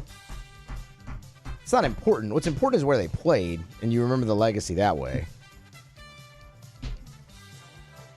Hey, Paulie. Yeah. Who drafted Brett Favre? It'll be the Falcons. That would be the Falcons. Here we go. Number 2. Name the football movie featuring this tagline. First down and 10 years to go. Oh, that's The Longest Yard. It is The Longest Yard.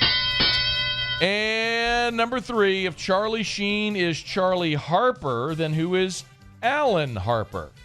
John Cryer. Hey! I don't even care that you got the next 2 right, Muse.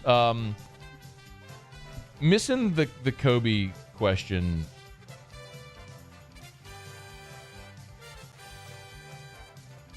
That's appalling. I'm appalled.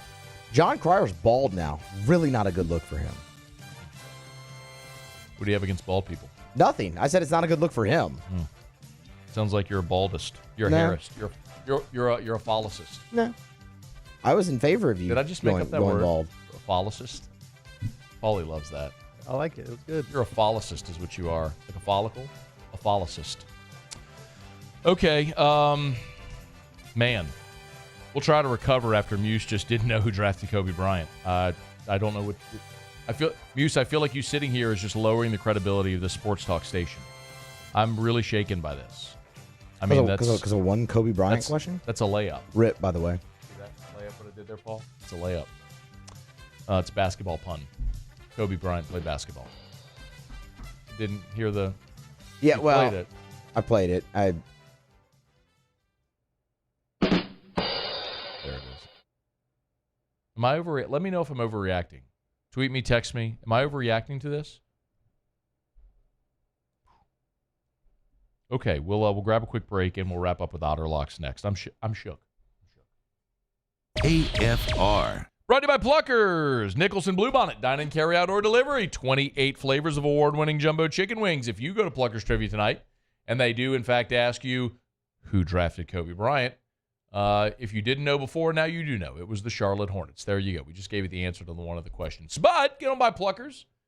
Answer some trivia questions. Spin the prize wheel. Win some Pluckers gift cards, Amazon gift cards, other great prizes from great local retailers. Great night. Great way to spend a Wednesday night at Pluckers. Oh, by the way, I'm not sure if you heard, but Otter was here yesterday.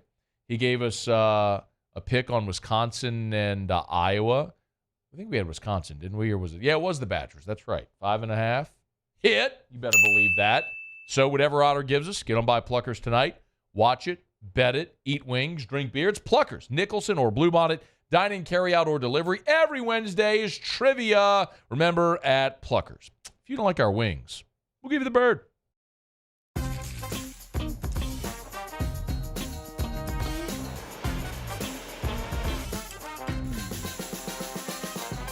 The best kept secret in town is out. Discover Tallulah at the Renaissance Hotel on Bluebonnet.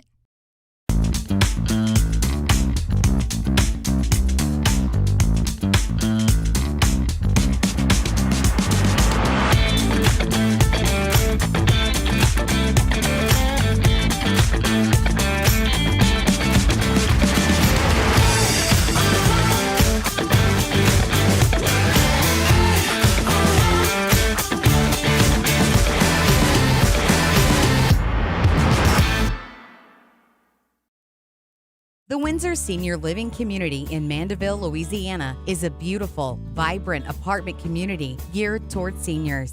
They are nestled right in the heart of Mandeville, where seniors live a more carefree lifestyle in spacious apartments with the peace of mind that comes from having a little extra help. Call the Windsor at 985-624-8040 to schedule a lunch and tour.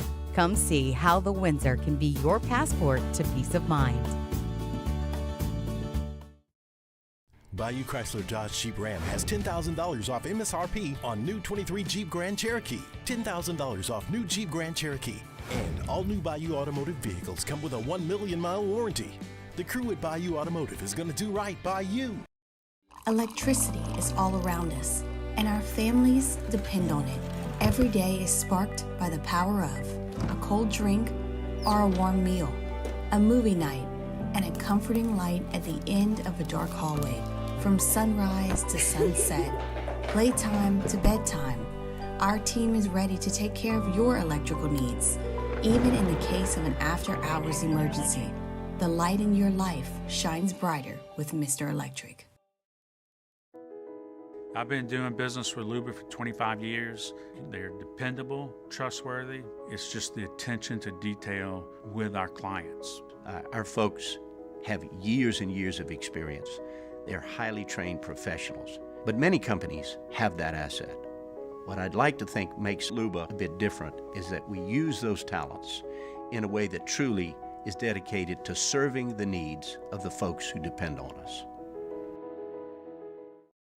Dylan Cruz here to tell you about Six Rings Baseball and Softball Camp. If you live on the North Shore and play ball, go to Six Rings Camps with former LSU assistant coach Dan Canaveri. His knowledge is second to none, and your child will improve and have fun doing it. Camps were held at Coquille Park and Six Rings Academy in Covington with 4 sessions over the summer. Full day and morning only sessions are available from ages 7 to 13. Go to sixringsbaseball.com or call.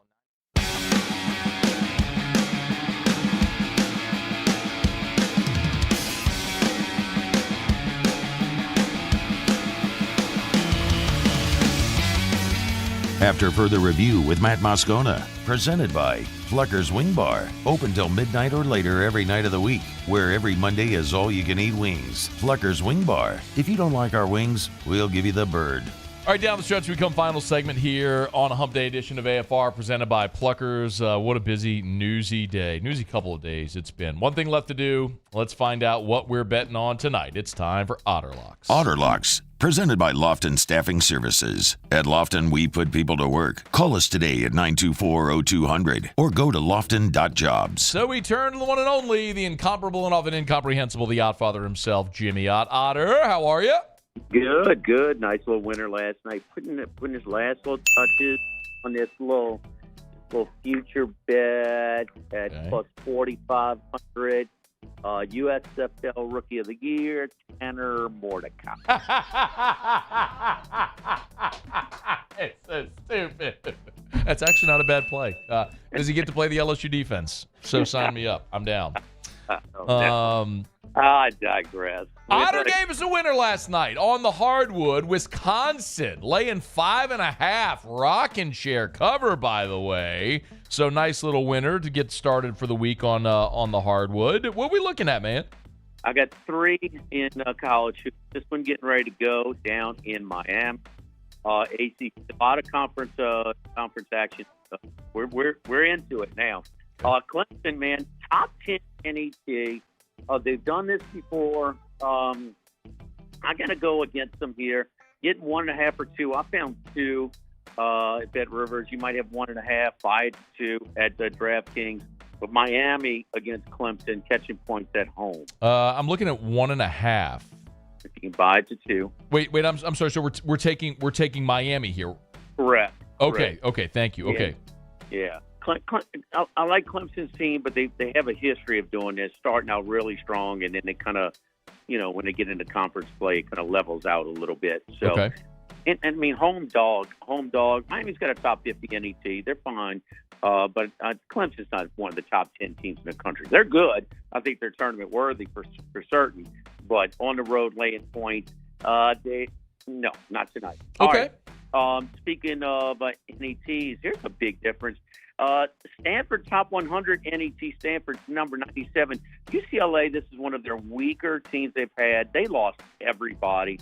I think their top all their starters were somewhere else last year. 3 of them high school signees. UCLA's NET 142 right now. They're laying 5 at home against Stanford. I'm taking Stanford plus 5 in that one. So DraftKings at 4.5. Should we buy it to 5? Yes. Okay. Please, while we have a second, could you explain the why we buy the half point here? Getting a little bit more mileage, buying it from half to a whole, because there's a difference in the difference between a tie and a loss is more than a tie and a win. Just about 10%, but you do it often enough. You want to try and put the money in your favor. But right. I've always done 8 points or less, lay-in or taking. Okay. I want to take the half a point in college basketball, not the NBA, college basketball. Okay. Put it on there. Stanford plus 5. Worth about 20% of your bet too. on the money line at plus 180. Okay. With Stanford. And then tonight, we're talking about NETs. Wrong team is favored. Well, it's a slight favor. You got 5 points. 10-point swing home and away in college basketball. Biggest home court advantage in all of sports. Nebraska's at home playing 3.5. I think it's 4 at DraftKings. They're 64 NET, Indiana 102. Nebraska's really good. Freddie Hoiberg, good. Their only blemish was Creighton. Creighton handed it to them pretty good down there for conference championship weekend. Besides that, they've been great. It's a classic case where that Indiana still got all that. Indiana and UCLA fading both of them tonight. Okay. Still that branding, still going to get some public value, but not close. Nebraska's a stronger team. Lay in a short number. I think a lot of value at Nebraska at home. So Miami, Stanford, and Nebraska. All right, Miami at home plus the 2, Stanford plus 5, Nebraska laying 4 at home. All right, Otter, any early looks? Got about a minute. Any early looks on the national championship game yet, or are we waiting there? It actually, I think we found our buyback spot last night. Wes Reynolds was on with me today, and we talked about in between him, offering his advice on 1 minute remaining. He did talk about that. It went to 5.5 recently. It's at 4.5 everywhere. Okay. The night of the game, it was 3.5, 4.5. I took plus 4.5, thinking it might go down, but not the case. Michigan, the more public team. Washington was a dog in Corvallis against Oregon State. So they've been a dog. Yeah. So we'll see. I like Penix indoors though. Those games were struck. He was out there with some weather and some wind in the Pacific Northwest. All right, tomorrow, Thursday, y'all are downtown Baton Rouge. Yeah, Jolie Pearl. Oh, Charlie Brown, Jolie Pearl, and Town Square Pizza. Sounds good, Otter. Thank you. Have a great night. All right, see you, man. All right, Otter with Miami plus 2, Stanford plus 5, Nebraska laying the 4 on the hardwood. Muse, Paulie, I appreciate it. Great day. Thank you so much for being with us. You miss anything, AFR On Demand presented by Brett Golf, wherever you get your podcast. Have a great night. We'll see you tomorrow at 3. AFR. As we get on down the road, let me remind you about Traction, TractionSports.com, TractionSports.com, Traction, where champions are made. It's not too early to start looking ahead to spring baseball and softball seasons. Get to the website, TractionSports.com. If you want to register your son or daughter for spring softball or baseball, get to the website, TractionSports.com. You'll scroll down, and you'll see where you can register right now for softball or for baseball. It's the first time they've had spring softball leagues. The registration is open. And by the way, the preseason practice begins the week of January 29th. So we're just about 3 weeks, just about a little more than 3 weeks away from the start of preseason practice. And games begin at the beginning of March. So it's time to start thinking about this. It's time to get registered. Go to TractionSports.com. TractionSports.com for spring softball and baseball leagues. Traction, where champions are made. Yo, Jake here from my friends over at Community Steel Company located in Gonzales, Louisiana. The local place you can turn to for all of your metal building needs. Notice I said local, not Houston, not Dallas, not Atlanta, but right here in Gonzales. Visit them at their brand new state-of-the-art website at communitysteelco.com or pick up the phone and give them a call today to answer all of your questions on your metal buildings, roofing and sheet metal, and any other steel needs you or your business need at 225-647-2020. There it is, the extra mile, on the border of expected and extraordinary, for those willing to go further, like vans customized for work or play, with safety and tech to keep you connected. Supported by a 5-star sales, service, and finance team, and backed by the 1-star you know. So go the extra mile. It's never crowded, because so few have what it takes to go there. Mercedes-Benz Vans.